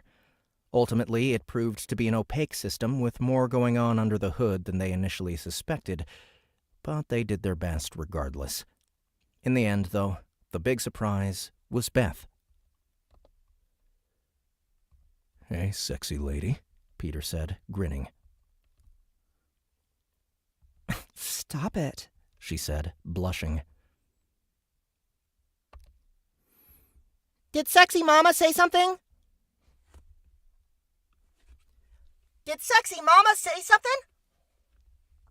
Did sexy mama say something? Did sexy mama say something? Angela shouted from down the hallway. She'd spent the last 10 minutes trying to pickpocket her brother to no success. Stop it! Stop it! Stop it! Beth shouted, going an even brighter red. Peter just laughed. During the family's struggle to find skills that would raise their renown in a meaningful way, someone had suggested trying to unlock performer-centric skills. As it so happened, Beth had harbored dreams of being an actress when she was younger, and while that career had gone nowhere on Earth, on Arenia it unexpectedly produced a swath of experience when she unlocked skills for acting, singing, improv, and obfuscation. All of them at Tier 2 level. That opened up a profession quest opportunity to become a performer, which she held off on accepting since... That opened up a profession quest opportunity to become a performer, which she held off on accepting... That opened up a profession quest opportunity to become a performer, which she held off on accepting, and since nobody... held off on accepting. Blah, blah, blah, blah, blah.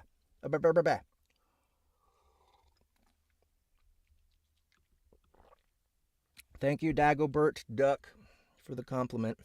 Hope you're enjoying yourself. All right.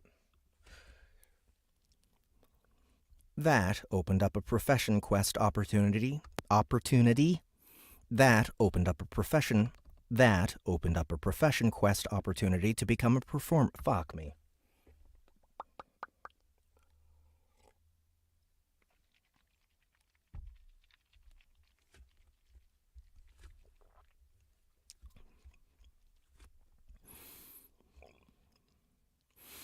That opened up a profession quest opportunity to become a performer, which she held off on accepting since nobody understood the ramifications of such a thing.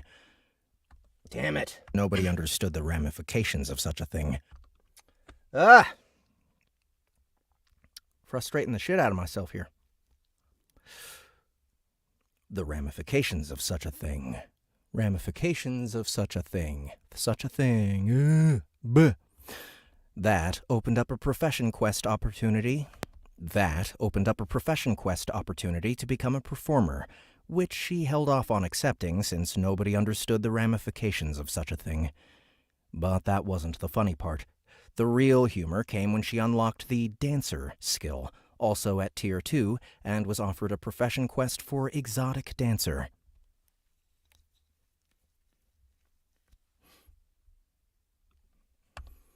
Dad, is Mom doing sexy things in the kitchen? Mark shouted. Tell her to stop. The neighbors might see.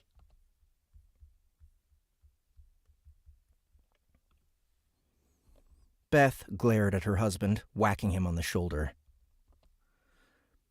Beth glared. Damn it. You didn't have to tell the kids, you know. No. And miss out on this? Hell no. Besides, you already got your revenge.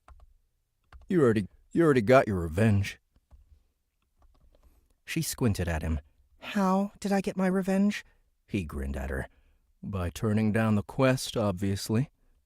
She stared at him, eventually laughing and rolling her eyes as she sidled over to lean against him. You're a turd. Did you know that? Hey, you married me. Ugh, you're going to keep holding that against me, aren't you? Absolutely.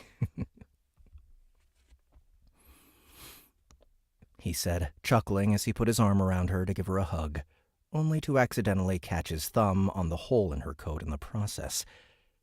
He immediately tensed up. That reminder of the goblin attack. Almost losing Beth. It wasn't a memory he expected to fade any time soon. Which, in this place, might be a good thing. That memory was a reminder of the difference between Arenia and Earth, and the danger that represented. It wasn't surprising that his astute wife noticed his discomfort.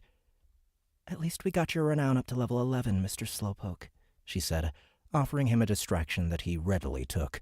Hey, it's not about the journey, it's about the destination, he said with false indignation. Hey, it's not about the journey, it's about the destination, he said with false indignation. While Mark had gotten to level 11 without too much problem, and Beth's performance-related skills had vaulted her all the way to level 13, Peter and Angela had lagged behind at level 10 until Angela realized they'd been focusing too much on the physical side of things. 1, 2 plus 2 equals 4 later, and they were at level 11. Which was great, because apparently mathematics wasn't a widely known skill on Arenia, especially considering that Peter's finance degree was somehow sufficient to get him to mathematics level 30. Good enough for Tier 3 and some interesting bonuses. Mathematics. Mathematics. The utilization of numbers in a coherent way to produce quantifiable results. Current skill level, 30. Tier 3, Journeyman. Tier 1 bonus. can quickly and accurately do addition and subtraction in your head. The number of digits equals intelligence times 0.25 rounded to the nearest whole number. Tier 2 bonus. Can memorize up to n-digit numbers indefinitely, where x equals mathematics skill level, and f of x equals 0.5 times x minus 9, with upper bound of x equals 29 and n rounded up. Tier 3 bonus. Unlocks trait error check. Trait. Error check. Passive.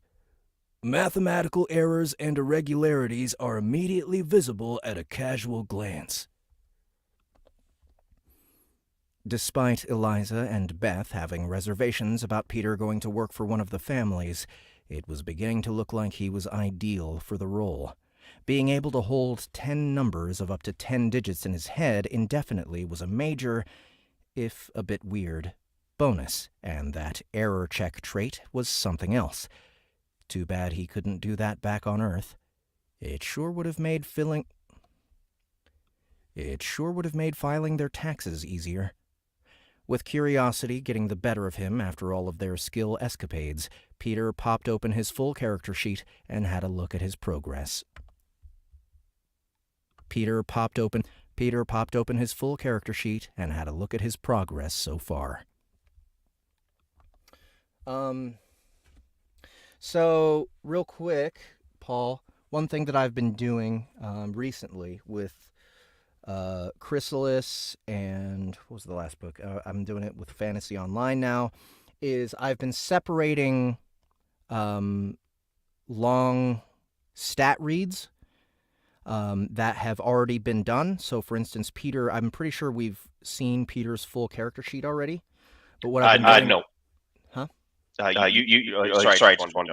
haven't seen Peter's yet. Okay, so after this one then, if we encounter Peter's full character sheet again, or anyone else's full character sheet when we've already heard it, I'm going to make it skippable as a chapter. Mm-hmm. From the rest of So one of my philosophies with writing my books is I'll put the full thing in there once to just kind of establish things early, and then I'll put it in again in an appendices at the end. Okay. And that's mostly for audio reasons. Okay. I think that people get a little overwhelmed with it. Doesn't sound good in audiobooks, so I don't think that it really matters. I think a lot of times it's just a big blob of text and people skip it anyway. And then even the part like your level will be set at a level commensurate with blah blah blah. Like the voices start to, as this book goes on, say this is ridiculous. We don't need to keep doing this, and like having a meeting and then deciding they don't have to do that part anymore. Okay. I don't like big blobs of the same thing in an audiobook anyway. Right. Okay. Cool. So far. But if I ever do that, yeah, that's totally cool. Okay. Peter Sullivan. Renown, level 11, unclassed. Species, human.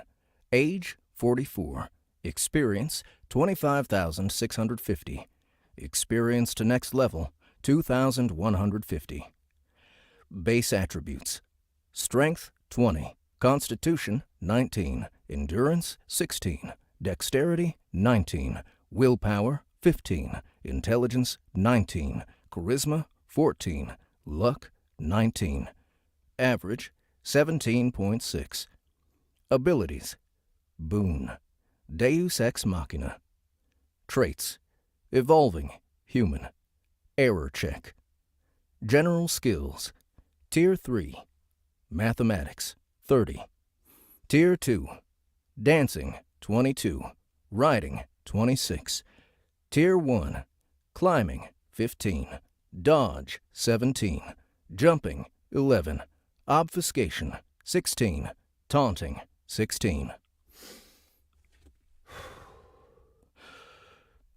Tier 0. Acting. 1. Rope use. 8. Singing. 1. Yoga. 1. Survival skills. Tier 2. Hiking, 20. Tier 0. Campcraft, 3. Field medicine, 3. Fishing, 5. Sense danger, 1. Snares, 2. Stealth, 2. Weapon skills. Tier 0.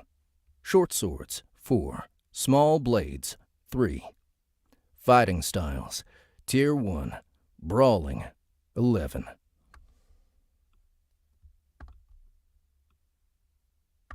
Brawling, 11. Tier 0. One-handed weapons, 5. Active quests. Profession. By the numbers. Find Grandpa Jack, Part 2. Angela strolled into the room and poked her dad in the chest, distracting him from his perusal. You better go easy on Mom, or she'll kick your ass.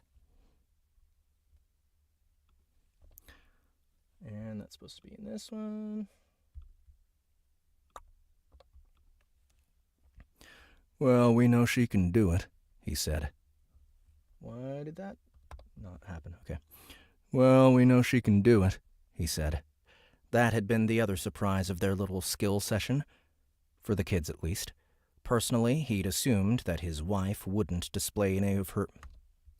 Personally, he'd assumed that his wife wouldn't display any of her judo abilities, but she had decided the increased renown was more important than revealing that particular crack in her pacifist armor. That said, even Peter was stunned when she revealed a Tier 2, Level 29 judo skill. It represented a massive bolus of experience, jumping her to... Maybe that bonus? B-O-L-U-S? Well, I mean, bolus is just like a big blob of something being really? administered. Okay. Never heard that. All right. It represented a massive bolus of experience, jumping her 2 whole levels, to say nothing of the kids' shocked reactions.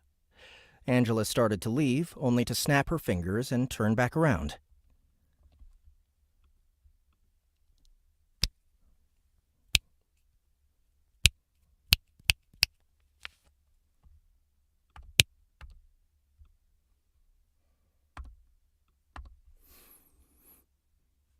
Hey, Dad, you never said whether you got any class or profession offers.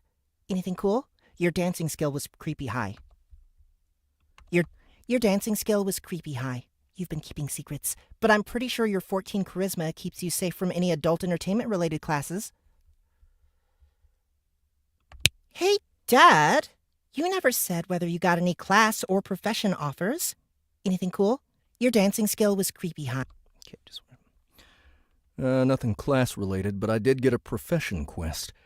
I guess classes and professions are different? He called up his tome and turned it to show Angela and Beth.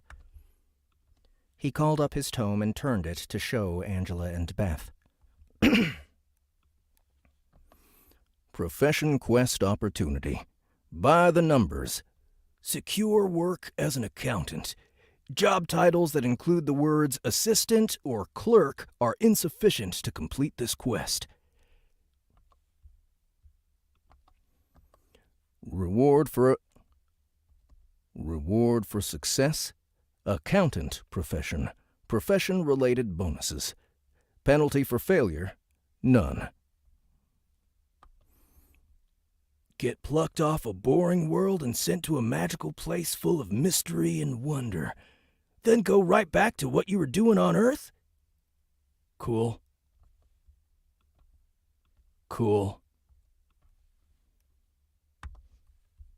let's try it one more time. Get plucked off a boring world and sent to a magical place full of mystery and wonder, then go right back to what you were doing on Earth? Cool. Accept? Yes or no? Yes or no? Yes or no? The accountant quest got offered when I unlocked mathematics. The accountant quest got offered when I unlocked mathematics at such a high level. I don't know if there were any hidden requirements involved, but that's when it appeared. I don't know why my voice is not doing well right now. Let's try again. Yeah, Josh, the thing about character sheets is it's not normal speech. So I'm like, I don't know. When the pattern is off like that and I'm adding gaps and timing gaps and stuff, I'm not breathing through it. I get, I don't know, distracted by trying to keep things like sectioned off and stuff. So I forget to breathe while I'm doing it.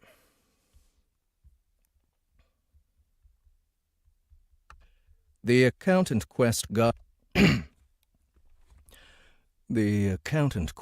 offered when I unlocked mathematics at such a high level. I don't know if there were any hidden requirements involved, but that's when it appeared. Beth's eyebrows pulled together, a crease forming. Honey, we talked about this. We talked about it, but we didn't come to any decisions, he said placatingly. In the meantime, we don't know how long Eliza will be gone, and our current life savings consists of whatever the going rate is for 5 goblin ears. Everyone looked squeamishly at the bag on the counter. Why don't you just talk to the blacksmith family? Angela said. I mean, isn't that what Eliza said to do?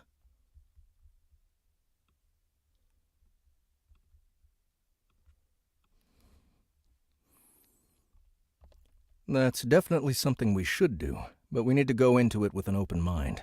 Right now, we only have Eliza's thoughts on the matter, and we don't know how much that's been colored by her own experience with these families.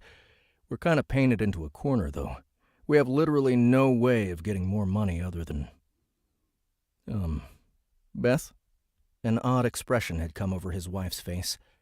She got up and left the room with a quirky smile, passing Mark on her way upstairs. Mark strolled into the kitchen, jerking a thumb over his shoulder. What's up with Mom? Dunno, Angela said with a shrug. They listened as Beth's feet thumped overhead, followed by a quiet moment, then another patter as she headed back downstairs. When she finally re-entered the kitchen, her hand was triumphantly clutched around a recognizable wad of blue paisley. Is that your apron? Is that your apron? Peter asked incredulously. How on earth did that get here? I was wearing it when they grabbed us, she said, beaming. I don't know why it came with me, but it was shoved in the bottom of my bag when I arrived. I got so flustered by your state when you showed up that I forgot about it. I got so flustered by your state when you showed up that I forgot about it. Angela snapped her fingers.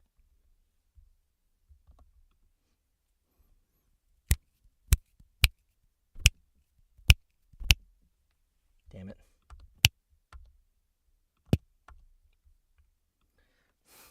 It's kind of funny. I'm like, I'm having difficulty snapping right now because my hand is a tiny bit swollen. I did Krav Maga for the first time on Saturday. I went to a Krav Maga class.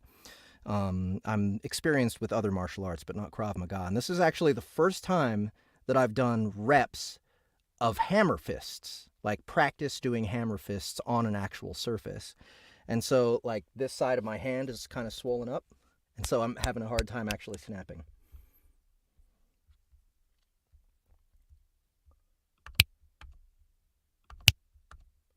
Let's try one more time. There we go, that one.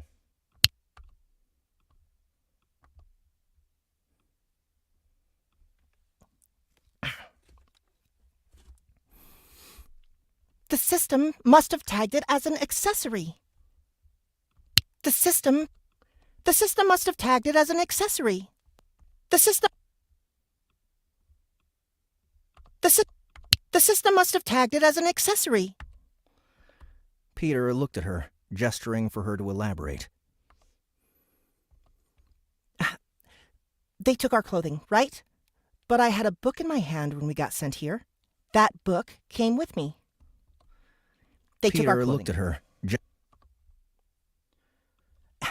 They took our clothing, right? But I had a book in my hand when we got sent here. That book came with me.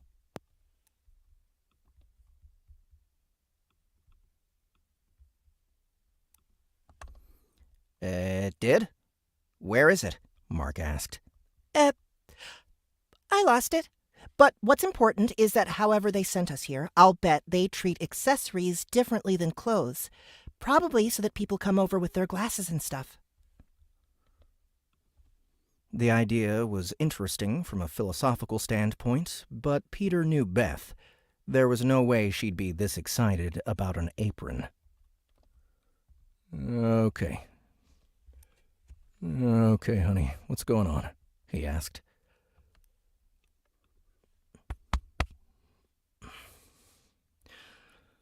Come on. Burp. Go ahead and burp. Do it. Can't do it. All right. Rather than answer, she simply walked to the counter, unrolled the apron, and dumped out a pile of cutlery. It was the family silverware. Holy crap! Mom, how did that get here? Mark asked.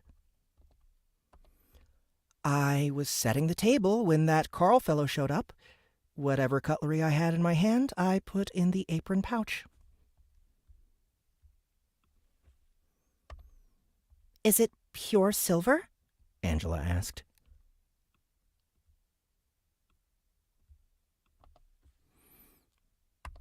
Yes.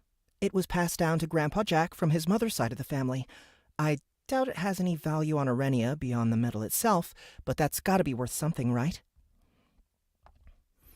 If only we knew someone who specialized in everything to do with metal.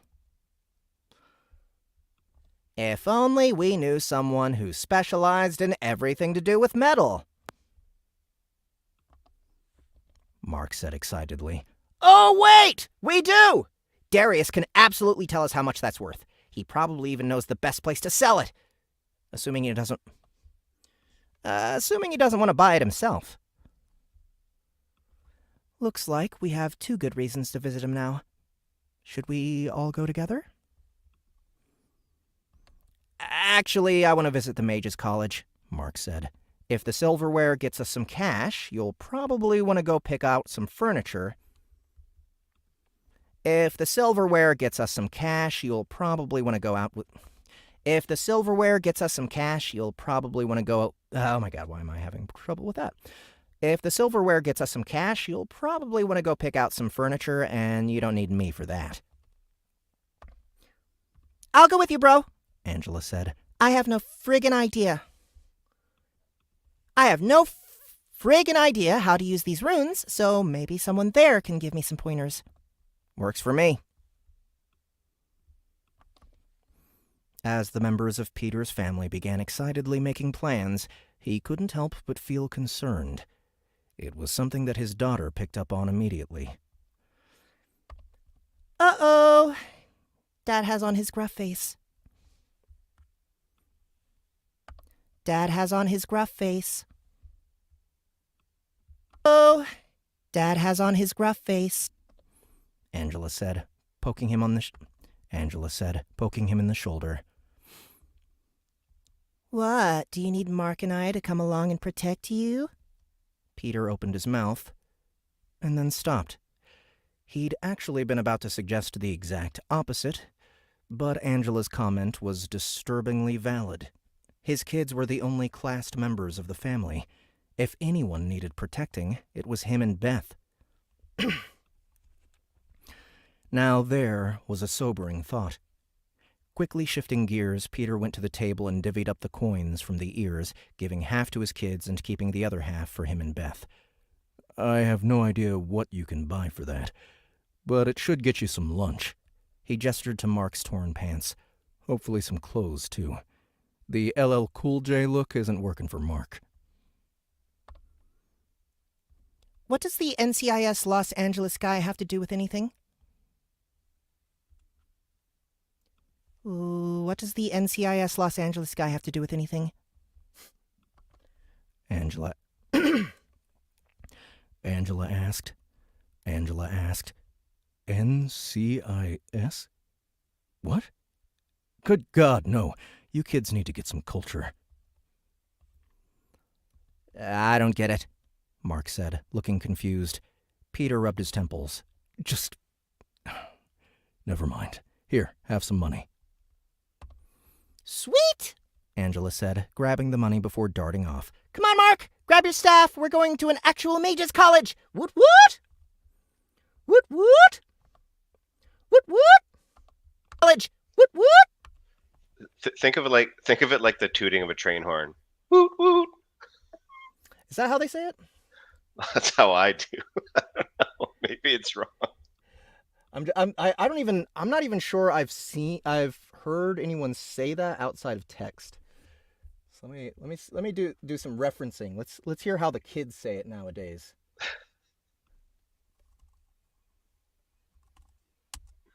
Woot woot.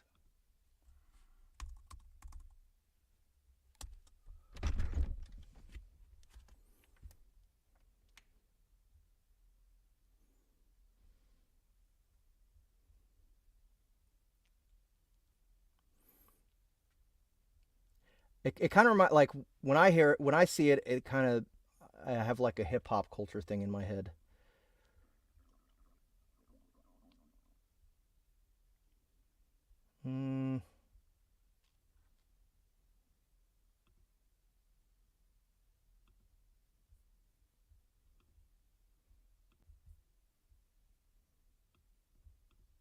Going to the opera house. Woot, woot, come on.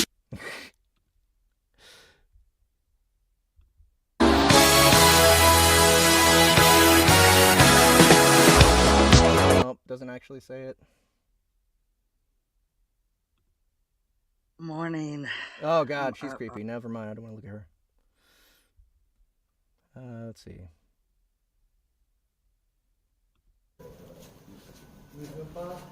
Z06s for days. Silver Flare. Arctic White. Another Silver Flare. Accelerate Yelp. People put it in the title of many videos and never actually say it. Well, because its origin is intact, right? From, I've always said train horn kind of thing. Let's see, do we have audience train horn? Okay, let's just do it that way. Woot woot! Mages College! Woot woot! College! Woot woot! Wait! We're going to the same part of the city! Peter called out, but it was too late. The sound of the door slamming shut signified that the kids were already gone. He felt a momentary wave of nostalgia. It was almost like back on Earth when the kids were just a couple of teenagers heading gleefully out to the beach on summer vacation. Except that this was a wildly messed up city on another planet instead of a beach. Peter looked at Beth, then around their empty house. Excuse me. He let out a resigned sigh. I'm going to spend the day in furniture stores, aren't I? Beth grinned. Yep. It's going to be great.